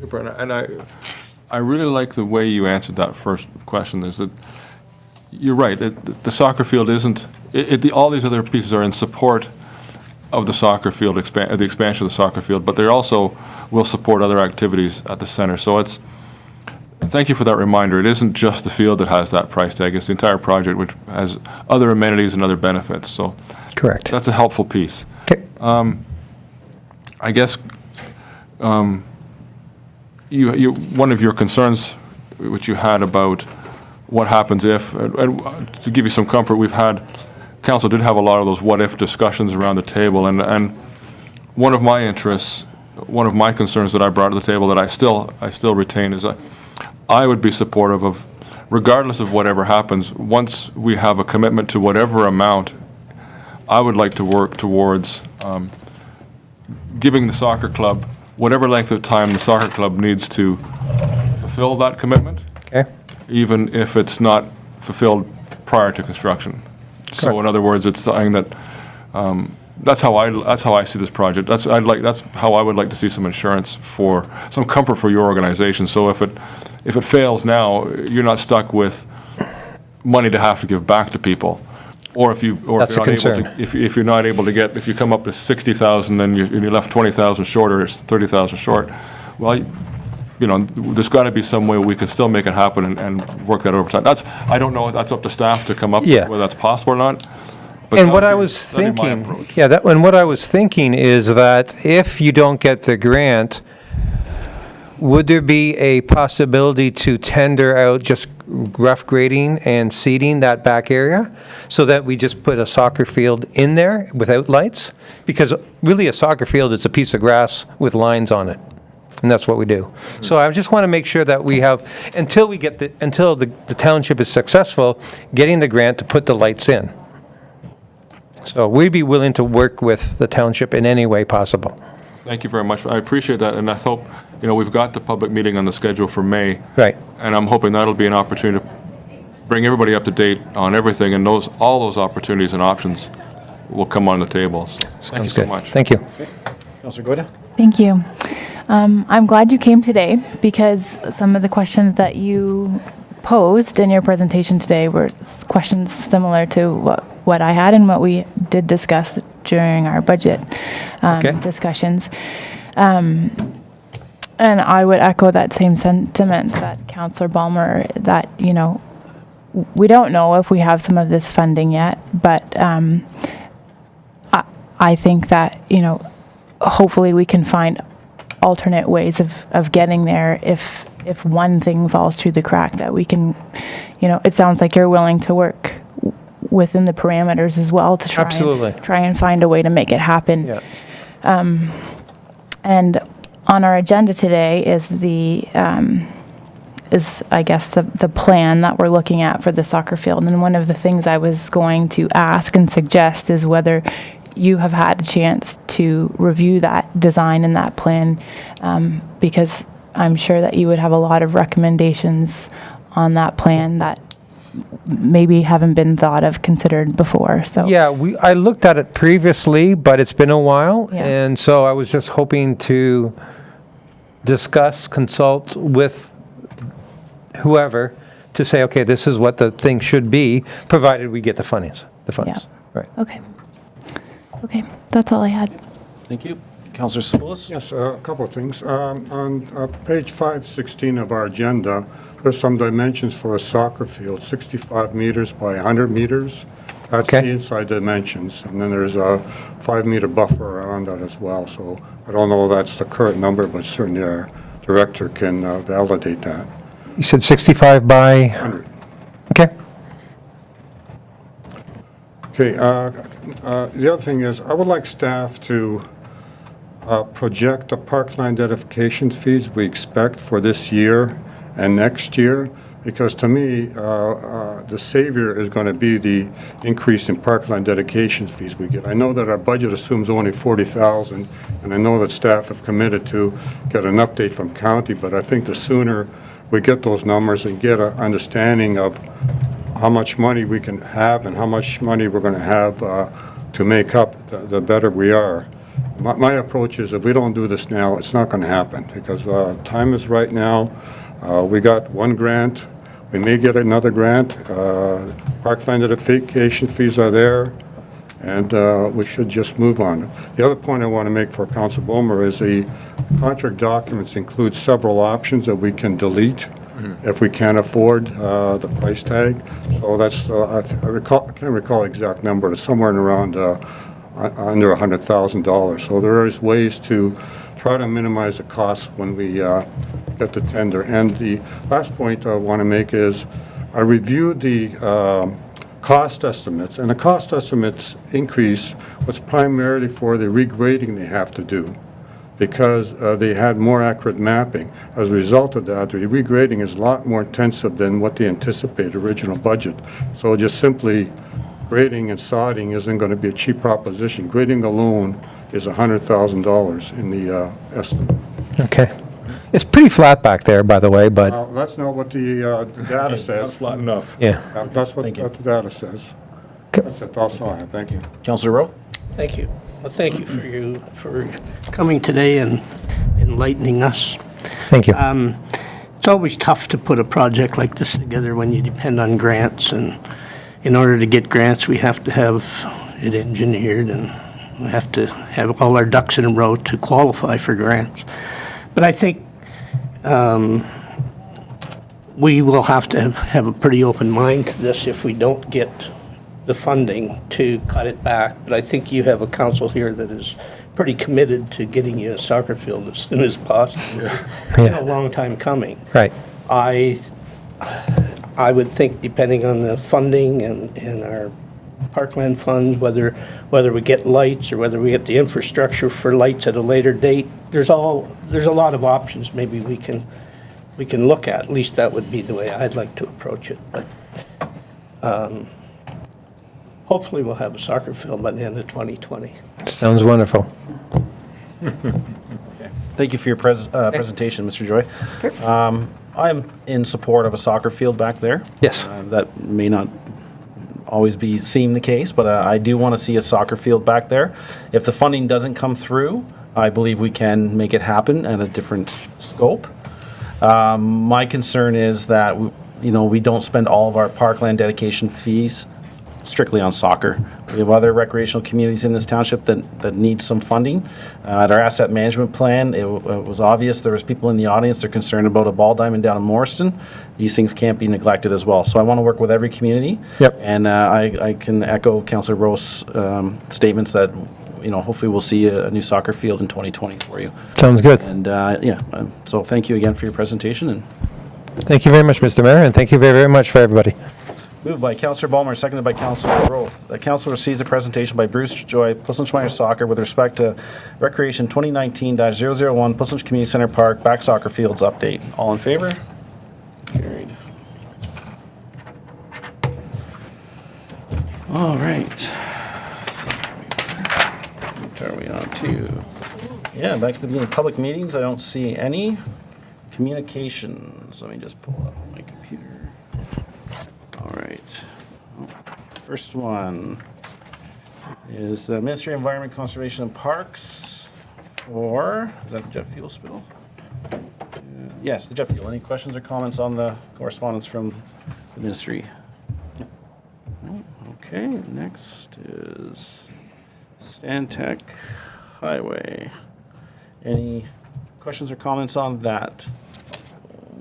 Councillor Spools? Yes, I was wondering if it would be prudent for us to ask the MTO to come and give us a show and tell on this particular project, especially since the majority of the work is going to be done within our area, and be good for our residents to understand what's going on and what the timings are. I'd support that. Do we need a motion? No, Just- we can do that. Council, are you supportive of that? Mm-hmm. Okay. Any other questions or comments? I just wanted to say, I tried to pull up, there was a link on there to a website, and I tried to pull that up to look up the report, but it's March not the there 12th. yet. So March the 12th. yeah, okay. So, but I was interested to see, because it talks about some rehabilitation at 32 and the carpool parking lot, and so it would be good to hear from them direct. I think it would be a great opportunity to start the Morrison bypass when they're doing that as well, but we'll see. Okay, any other questions or comments on that? No? All right, next one is the Neubauer Pit from Groundwater Science Corp. Any questions or comments on that one? Just I asked staff to ask whether these thresholds will be changing seasonally. Okay. And any other questions or comments? All right, we'll go on to Art and Environmental report on that correspondence. Any questions or comments?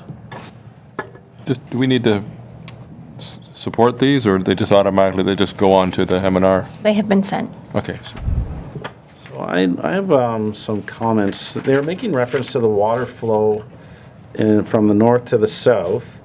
And then if the last part, it just says it should trigger an evaluation.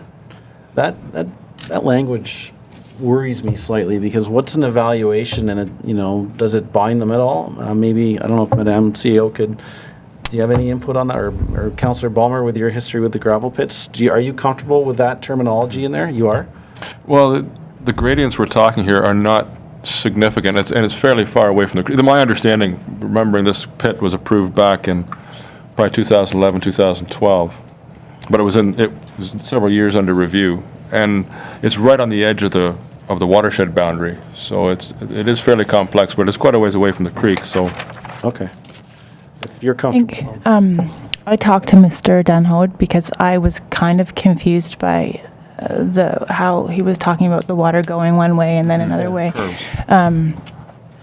But when he's talking about this extra threshold being added, he said to me that I guess that once the underwater extraction begins, there's, you can correct me if I'm saying this wrong, but there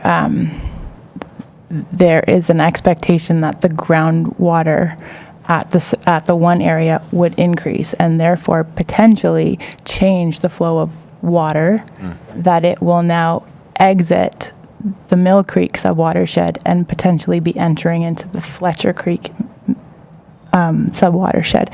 And so that's why he's saying if the water levels at BH1 are higher, then the water would naturally flow to where they're lower, which would mean it would go out of the watershed. So I asked him specifically, you know, why are you putting this wording in? And he said because that would be an indication that the flow of water is changing. Okay. And so that being said, I think that this is probably a good recommendation to add this additional threshold. Okay, thank you. I have no further comments on that. Okay. No? Okay. Intergovernmental Affairs. Let's go. We have the Conservation Halt and Budget. Any questions or comments? No. I'll just change my page here. What's next? We have the Township of South Stormont. Any questions or comments? That was a lot of people emailed on that one. Any questions or comments? See none. Okay. Next is the invitation to the Stratford Civic Night. I mean, that was pretty straightforward. Okay. Right, our next one is from the City of Oakville, and it's a proposed amendment to the growth plan for the Greater Golden Horseshoe. Any questions or comments? Okay. And the letter from the Ministry of Municipal Housing and Affairs, blow it up a little bit. Oh, Economic Development, it says. Any questions or comments? Okay. Then the last one we have here is from the City of Toronto. Any questions or comments on that one? No? Okay, that's IG, done. Moved by Councillor Roth, seconded by Councillor Ballmer, that the Intergovernmental Affairs correspondence items listed on the council agenda for the March 6, 2019 council meeting be received. All in favor? Carried. Hold that on you. All right.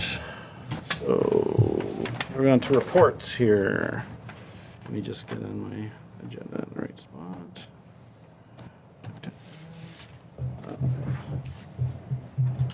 Are we doing bylaws or are we doing, do I have to? Oh, here we are. Okay, Finance Department. Moved by Councillor Rowe, seconded by Councillor Bulmer, that report, Finance 2019-011 regarding the Ontario Trillium Foundation execution of grant contract be received, and that Council enact a bylaw authorizing the entering into a grant contract with the Ontario Trillium Foundation for the building of a lit soccer field at the Puslinch Community Centre. Any questions or comments? I'd just like to tag on the motion that we ask staff for an update on the parkland identification fees for this year and next year. Okay. Projection of fees. I think we already committed to bringing that information forward. So we will work with the county in terms of the numbers. As discussed at budget, there won't be the ability to change how we budgeted for it for this year because, as you indicated, I think it was 40,000. 40,000. Yeah, but I think that's a misleading number. I think it'll be significantly more than that, so. Yeah, I understand that, but what we will do is we will work to try and get those numbers, and at the same time, the tender document will go out, which will also give us more concrete information with respect to the actual costs that we will be subject to in building the field, so we will endeavor to provide that information when we report back to council. Okay. I do have one question. I think this would probably be directed to the Director of Finance. In this report, it talks about the township is required to publicly recognize the OTF grant, and it talks about recognition events, press conferences, photo opportunities, et cetera, et cetera. And I'm just wondering, is this saying that we have to have these events to recognize the OTF funding, or is it saying if we have these events? No, we have to have We an do. event.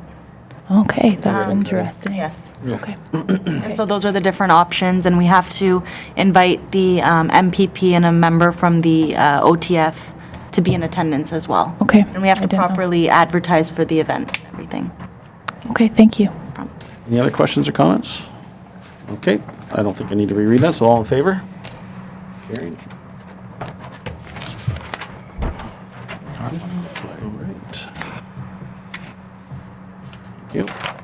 Moved by Councillor Ballmer, seconded by Councillor Rowe, that report finance 2019-013 regarding Ontario Regulation 284/09-2019 budget be received, and the council adopts report finance 2019-013, which meets the requirements of the Ontario Regulation 284/09 and outlines the preparation of the 2019 operating capital budgets to a public sector accounting board compliant format. Any questions or comments? All in favor? Carried. All right. Let me check. Administrative Department. All right.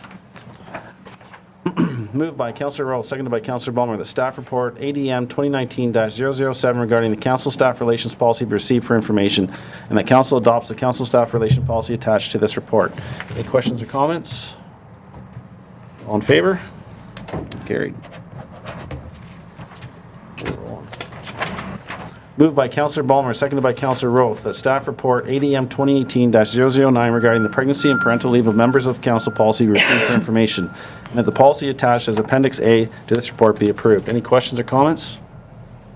Okay, all in favor? Carried.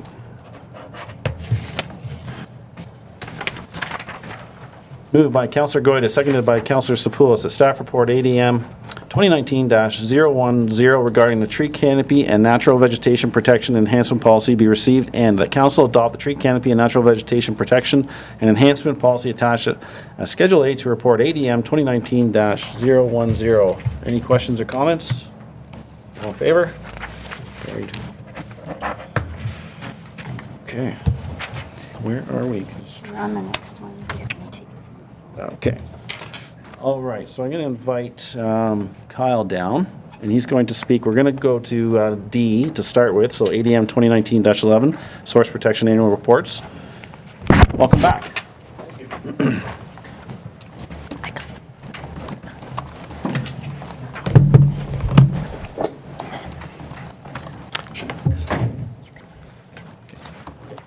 Thank you, Mr. Mayor, members of council. I'm pleased to be here to present the Source Protection Annual Report 2018. Before I start, I just wanted to acknowledge Councillor Sapoulis is our representative on the Lake Erie Source Protection Committee, and Dave Rogers, who was here but had to leave, he was here for Martin's presentation, is the representative for the Halt and Hamilton Source Protection Committee. So the report in front of you is just a summary of activities in 2018, and happy to take questions. I know time is probably of the essence, so I'm happy to take questions if there are any on the report. All right, Councillor Ballmer, No questions, thank you. I have none either. I have none. you're going to get off easy. Okay. Councillor Rowe? You've had a busy year. We have, yes, thank you. Thank you very much. Thank you. Thank you very much. I have no questions. Okay, great. Well, Sorry that's to make you come down. no, that's okay. I'll go sometime. Yes. It's, yeah, and just one thing, in terms of the Region Waterloo's new wellhead protection areas that are coming into Puss Lynch, there is a public meeting on March 27th currently scheduled at the GRCA offices in the evening. And that will be run by the GRCA in the Region of Waterloo, and there should be more information coming out on that shortly. But that's currently what I've been told on timing anyway. Thank you very much. Moved by Councillor Goyda, seconded by Councillor Sapoulis, that report ADM 2019-011 regarding source protection annual reports for 2018 be received for information. Any questions or comments? All in favor? Carried. Okay.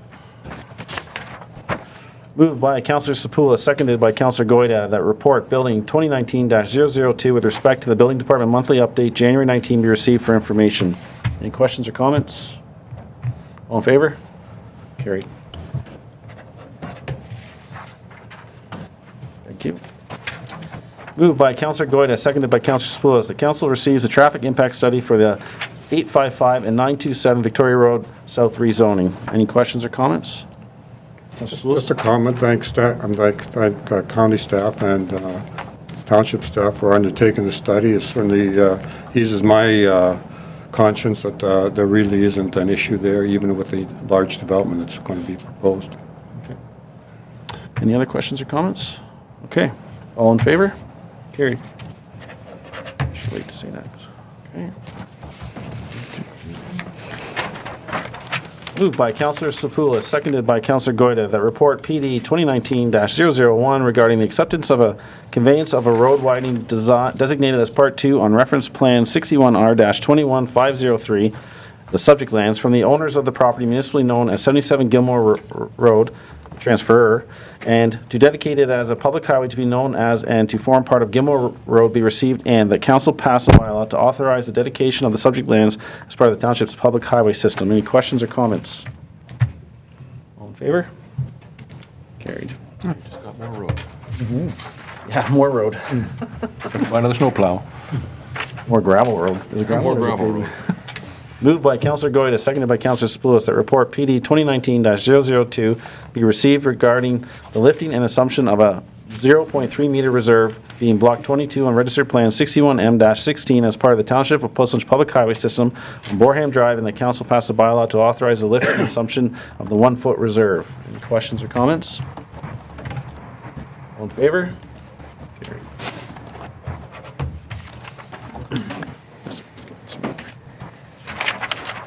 Moved by Councillor Sapoulis, seconded by Councillor Goyda, that staff report Rec 2019-001 regarding the Portland Community Center Park back soccer fields update be received, and that council approves the final design as attached as Schedule B to this report in order to finalize the contract documents to proceed with the issuance of the request for tender.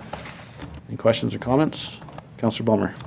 Yeah, I guess I fully support this project. My only concern is that prior to going to the public, which we committed to do when we had this redrawing done, we're finalizing the design, and I have some concerns about that. I know when we went to the public several times for the initial plan, and then it was rejected, and this new plan for the lands came out, and at that time we committed to going to the public. It was probably scheduled to be this spring sometime, and I guess that's my vision, was that we would go to the public before we finalized the plans, and that's. I'm hoping that I guess my question to staff is, would it derail the process if we waited until after the public meeting to do this? Because if we have this done before the public meeting, what's the point of the public meeting if the plans are already finalized? I guess. Madam CEO or Director, who? Do you, go ahead. Yeah, I don't believe that it's going to derail the project. I mean, we just let the landscape contractor know that, we're going to hold off on any changes until after that point, before they finalize the documents. But I guess you're interested now is to get those prices so we have some bids in by the public meeting? Is that the point of doing it now, ahead of the public meeting?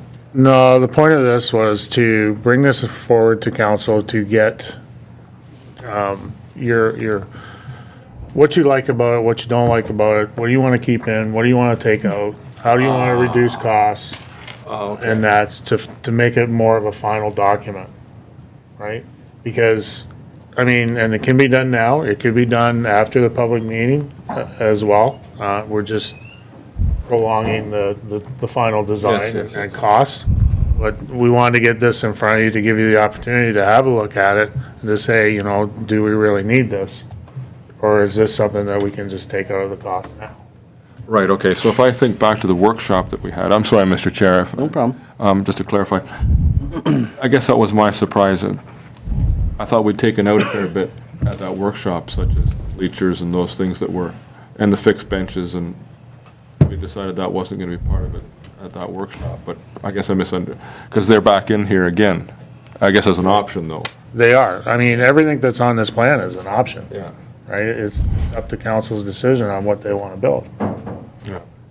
Madam CEO would like to address this. Yeah, and Mary can also correct me if I'm wrong. The idea of the open house, if you want to call it that, or the workshop that's to be held in the spring has to do with the overall concept of the PCC lands, not specifically as it relates to the development of the soccer field, because council made that decision last year to proceed with the soccer field in advance of going to the public with respect to the overall plan for the PCC lands. So this is proceeding in conjunction, like knowing that we have to keep this moving forward in order now to meet the deadlines that we've established.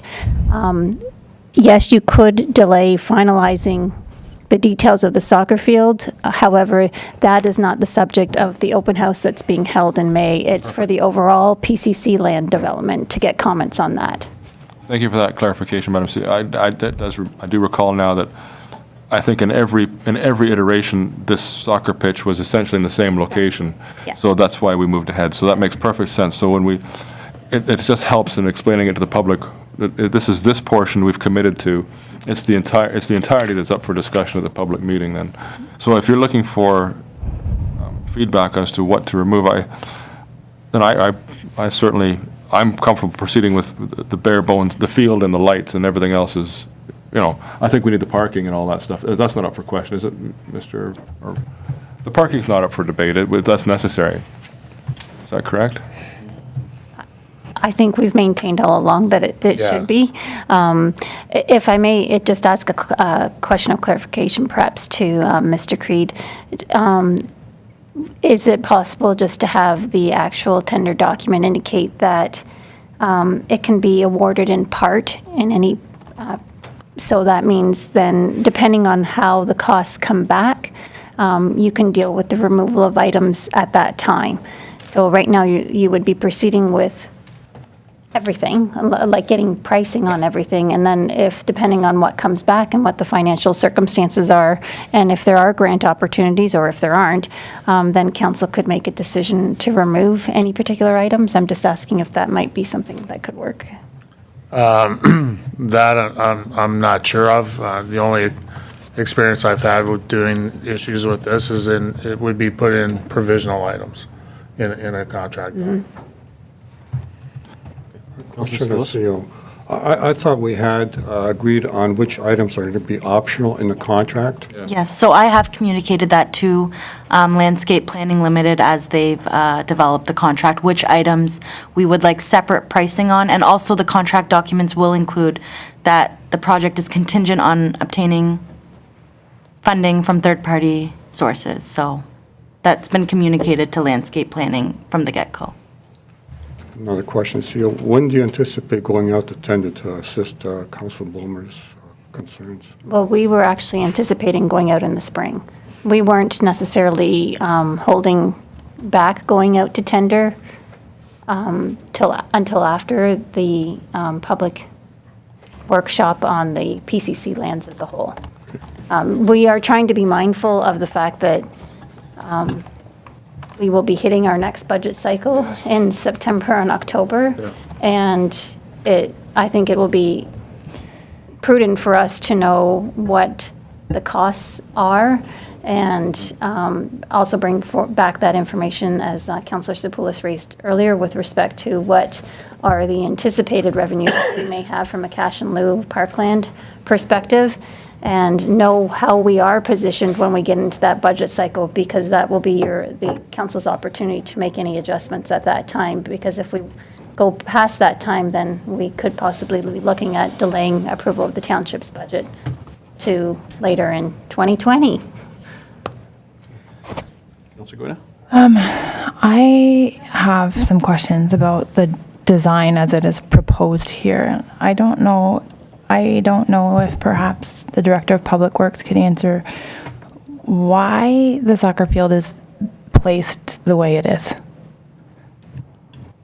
That's got to do with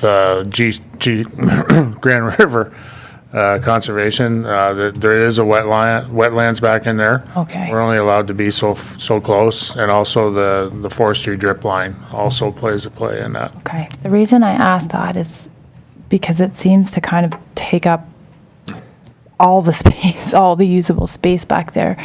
And so to move it closer to the tractor pull area, that's not something that we can do? Well, in the big plan, don't forget that there's supposed to be or possibly a ball diamond going in there as well. Okay, is that why the asphalt trails got kind of that diamond shape to Correct. it? If you see in the original plan where the horseshoe pits are now, Yep.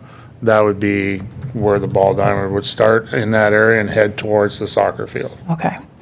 And the reason this comes to my attention is because the last time I was back in that field actually was for the fall fair, that's where all the horse trailers and everything were parked. And I was like, well, now there's going to be nowhere for them to park. And if we move the soccer field over, then maybe some of the light that they use in the soccer field could be cast over to where it might be used for other things. And maybe we can, down the road, use the backfield for something else. But I guess if this is part of a master plan, then it makes sense. Well, and we're having the public information meeting. I mean, there could be pushback from constituents that don't want to see that ball diamond moved, and I mean, I think council has to be cognizant of that. Now, if the ball diamond doesn't get moved, Director, does that give room for what Councillor Goyda is talking about of moving that soccer field? I mean, I think it's too late. I think the plans are drawn on it. But anyways, I'll let you answer. Yeah, I mean, nothing's impossible. If the design was to change and that freed up space, sure, it could be moved, Okay. but it's kind of like going back to the drawing board. Yeah. Yeah. Yeah, okay. Well, and I echo your concerns because we're going to sacrifice the tractor pull, family day. There might be a multitude of events, even though they're only single-day events, that are going to be affected because maybe possible lack of parking for horse trailers or tractor trailers for the tractor pull. But I think we'll find a lot of that out at the public information meeting, what the constituent, that is the intent of the public information meeting is. The intent of the public information meeting is to get feedback on the overall PCC concept plans. Okay. Sorry, I just had one more question. Is the asphalt path goes around sort of the perimeter of the parking lot? And I'm just wondering if that needs to be there. I would recommend that it is there, if nothing else, just to hold in the granular parking lot. Okay. I believe that's funded from the trail. Okay. It's not Yep. funded from Okay. soccer field. Well, if I, Councillor Bulmer? just that trail funding expires, it won't be available in 2020. That's the end of this year, yeah. But if we could get accessibility funding for it, if it's an accessible path. All depends on Fox Run report as well, if we're going to Yeah. use, so there's a lot of things in the works. Timing. So are we comfortable with this motion because it relates to the design of, Councillor? Yeah, I'd like to suggest we amend the motion. This goes back to my previous life, and I'm suggesting that council approves the scope and general arrangement of the final design. Because I don't think the council, in the vernacular of approving contract drawings, you're saying you approve with every detail on the drawings, and we can't. We don't have the expertise to approve it, so I'd like to say we approve the scope and a general arrangement. Do we have a seconder? I'd second that. I'll open up That addresses my concern. I'll open that up for discussion. Any comments, Councillor Bulmer? Well, I just want to confirm then that still, I support that change, and I just want to confirm with Director of Public Works that what we heard from the Director of Finance, that there is some way of structuring the tender documents that we can take out the things that we decide we can't afford based on funding. That is correct. Okay. So we can plan for a pony, and if we can only afford a kitten, we change to a kitten. Okay. Councillor Goyda? Yeah, the only other thing I would add is I think that it would, Sorry, add to his motion? Or just add as a comment? no, sorry, not to his motion, so I'll let that go first. Okay. The motion go first. Councillor Spools? That's what's my motion. Yeah, so I just want clarification. That's not approving the phase one of the redesign of PCC. This is This is strictly to do with this Okay. report, which deals strictly with the back soccer Okay. fields, where contract drawings in there that show explicit details on landscaping, depth of cover and all that kind of stuff. Okay, And my previous life, you don't expect people at this level to approve that. You Right. expect them to approve the general arrangement and Right, the okay. scope. Okay, I'm comfortable with that. I'll call a vote. All in favor? Carried. Okay, Councillor Goida, did you want to make? Yeah, another- the only other thing I wanted to just say is I think it would be a good idea for us to submit these final plans to the Puzzles Minor Soccer just for their input before it goes. So this report, including the plans, was provided to Bruce Joy from Puslynch Minor Soccer Club. Okay. Okay, so I'm going to reread the motion, and I'll call a vote on just so we have it right. So I'm going to move by Councillor Sapoulis, but it's now seconded by Councillor Bulmer, or do we stick with the original? Yeah, so just so you've called the vote on the amendment, and now you're just going to vote on the main motion as amended. Okay. So, staff report, RAC 2019-001 regarding the Puslynch Community Center, Central Park, back soccer fields update be received as amended, and that council approves the final design as attached. Schedule B to this report in order to finalize contract documents to proceed with the issuance of the request for tender. Everybody comfortable?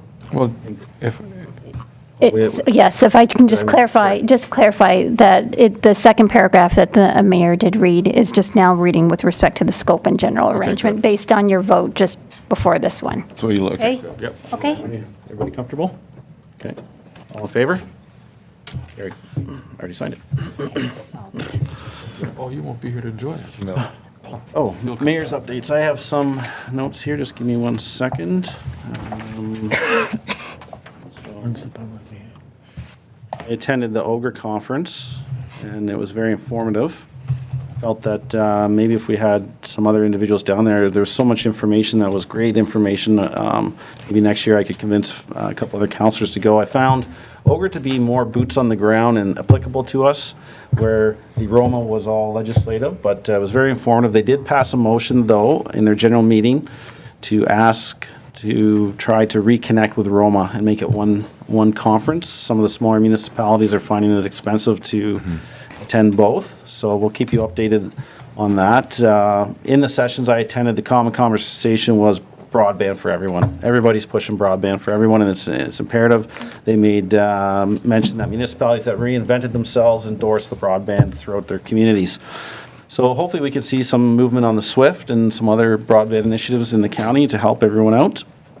They did make mention in the asset management plans that they dictate when gravel roads needed to be surface treated. So the main trigger was the 400 cars per day, and that then they would take into consideration the public complaints, and then at the very end they said, well, then there's municipalities that say it should be 100 cars a day. Yeah. So I think it just boils down to the council has to make a decision, and you can have a policy in place, but ultimately the council makes the decision. Another interesting fact that came out of that, they mentioned that surface treating a gravel road is not considered reconstruction, so it kind of alleviates you from the minimum standards where you need, shoulders. And I'd have to ask the Director of Public Works if that's accurate information, but that could reduce the costs of surface treating some of our roads. Is that a fair statement, or?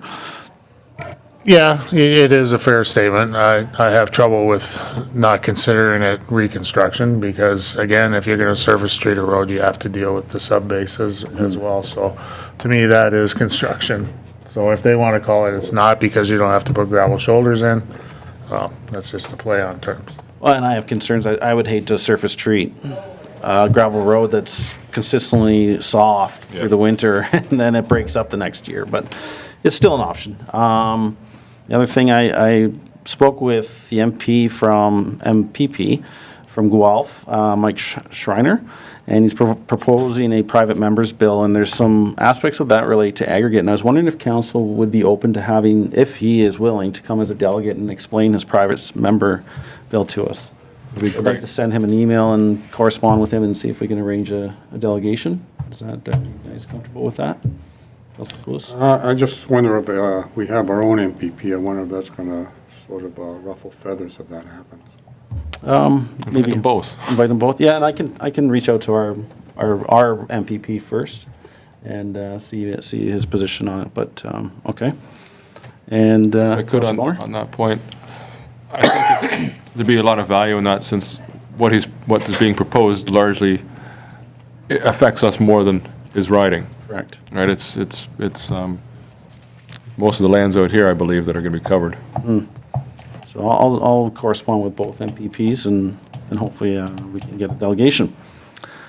Other than that, I attended the GRCA general meeting. Mayor White has stated his interest in being a delegate to council to present the budget.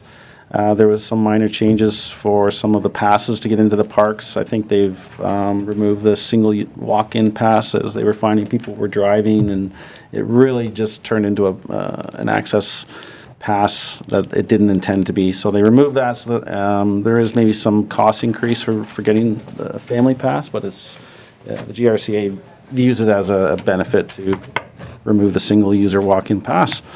Other than that, I think that's my mayor's update. Any questions or comments? All right, any notices of motion? I don't see any. Moved by Councillor Goyda, seconded by Councillor Sapoulis. The council approves the following committee minutes. A Heritage Committee, December 3rd, 2018. B, Planning and Development Advisory Committee, January 8th, 2019. C, Committee of Adjustment, January 8th, 2019. D, Heritage Committee, January 22nd, 2019. Any questions or comments on those minutes? See none, all in favor? Carried. All right, municipal announcements. Any municipal announcements, Councillor Ballmer? Thank you, Mr. Chair. Yeah, I had the opportunity, as did many of us, to attend the Ontario Good Roads Awards Bank luncheon this year, where our road superintendent received, our Director of Public Works, pardon me, received his 30-year service award as he tiptoes towards retirement. And I got to say, I have never attended one of those awards banquet luncheons before, and I was pleasantly pleased to understand that was not the first award that our Director of Public Works had received from Good Roads, and he was recognized previously for his work on developing curriculum, I believe is correct. Is that not correct? Yeah, it was an academic award, yeah. Yeah, so the other piece that I learned from that luncheon is just how much training goes into creating a road superintendent, a Director of Public Works, an equipment operator. These aren't just cowboys out in our roads. These people take a lot of courses, put in a lot of time and a lot of heart into what they do, and so it really gave me a greater appreciation.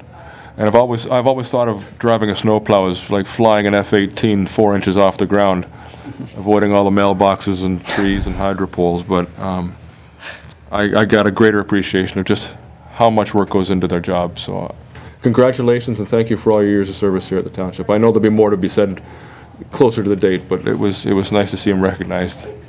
Thank you, Councillor Ballmer.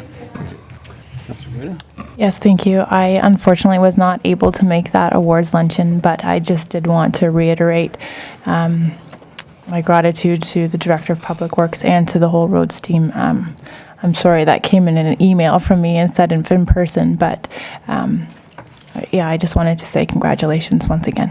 Thank you. Yes, I too attended the OGRA Awards banquet, and it's nice to see that his daughter looks better than he does. As it should be. I would agree. But Council Bohm was right on the mark. People like Don have gone through a lot of training, a lot of experience, and we're fortunate to have had him for the last few years to merit his knowledge and contribution to the road maintenance of the network here. Thank you. Councillor Rowe? Yeah, I also attended that dinner, and Councillor Ballmer and Councillor Sapoulis and I went down on the bus, and I'm quite surprised there's that many people use a bus. I didn't know that. I haven't been on one for years. Anyway, it's a great way to travel.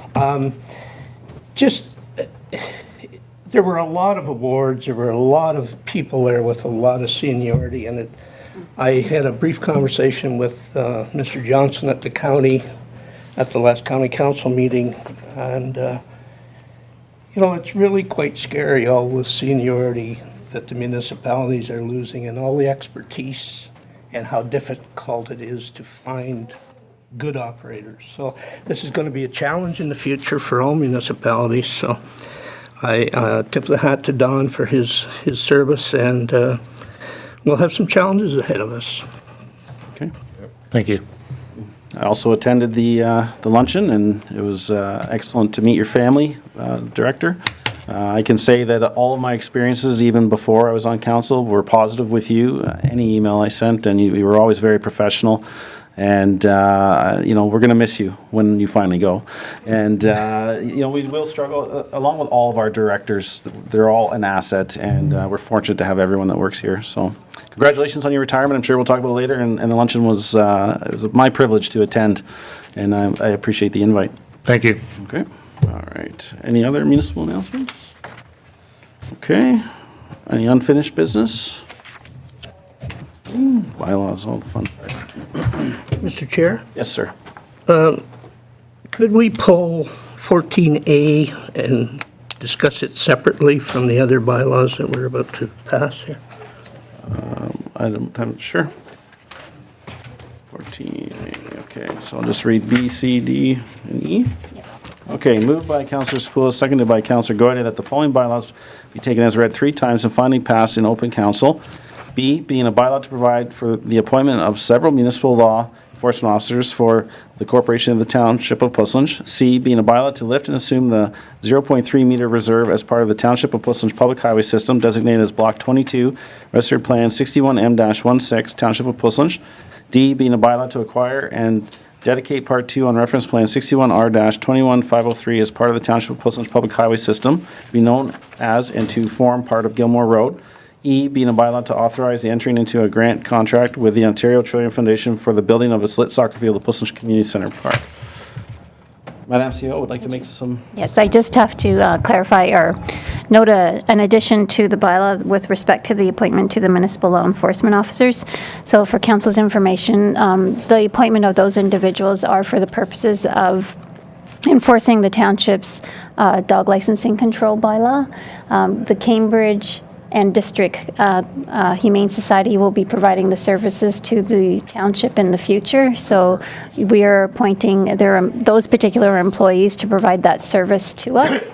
And there was a provision added to as a third paragraph in that particular bylaw, just to note that if any of those individual employees are no longer employed by the Cambridge District Humane Society, then that particular appointment is then thereby repealed.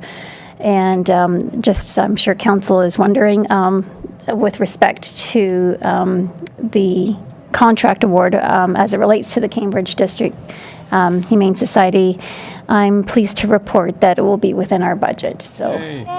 Good work. Okay. Awesome. Great work. Okay, any other questions or comments? Dogs. All in favor? Carried. And now, want to read A? Yeah, this is our establishing regulating bylaw for the corporation for the fire department, and 13.3 causes a bit of concern for me under fire suppression, where the fire department may request other persons present at a fire to assist in extinguishing fires, pulling down or demolishing buildings or structures to prevent the spread of fire, crowd traffic control, or suppression of fires or other hazardous conditions in other reasonable ways. Now, the chief made it very clear that he would never do this. So I would ask for deferral on this, and if we would never do it, I don't understand why it's in there. And I think it's a real liability to the township, and I can't imagine anyone pulling me in to do any of these things without me getting hurt very badly. So I just don't think it should be in there, and the chief said it would never happen, so I'd like clarification on it. And the other thing is, we talked about insurance just for this purpose, and other volunteers, I guess you would call them, for anything in the township, right? Yes, at the time, we did investigate that matter, and as Chief Gomes did indicate, it was something that would be available in this particular circumstance, but it would also be something that would be available for any volunteers that the township engages in performing any type of service. And the cost for that, at the time, I did indicate ranged from covering 1 to 500 volunteers, and the cost ranged from $150 to $1,000. But I would assume that the 1 to 50 volunteer scale would be applicable for the township, and the premium was noted at being at $150. So I would think it would be wise if this council discussed that or pass that, so we would get that insurance regardless of what happens here. We have other volunteers that work at the PCC, but that would have to be done separately, right? Yes, so we can bring that information forward for council's consideration. So I have a motion on the floor to defer the fire bylaw. I need a seconder. I'll second that. And I believe on a deferral, can we have discussion or is it just a vote? Just to the deferral alone. Okay, so I'll open it up if we're going to defer this item. Councillor Ballmer. Well, I think it's a good idea to defer to clarify. There's some good questions raised. I'd like to hear answers to them as well. Councillor Wida? Yeah, I would agree. I support the deferral. Councillor, I support it as well. I had brought up the initial concerns with it. So all in favor? Carried, deferred. Okay, so this one carried, right? Do I need to sign it? Or are you going to print a new one? Print it. Okay, what's next? Do we have another bylaw? Oh, this is the good one. Second best one. Moved by Councillor Goyda, seconded by Councillor Spoulos, that the following bylaw be taken as read 3 times and finally passed in open council. Bylaw 017-2019 being a bylaw to confirm the proceedings of council for the corporation of the Township of Pilsen at its meeting held on the 6th day of March 2019. All in favor? Carried. And moved by Councillor Spoulos, seconded by Councillor Goyda. The council hereby adjourns at 3:22. No, 26. I gotta go there. All in favor? Carried.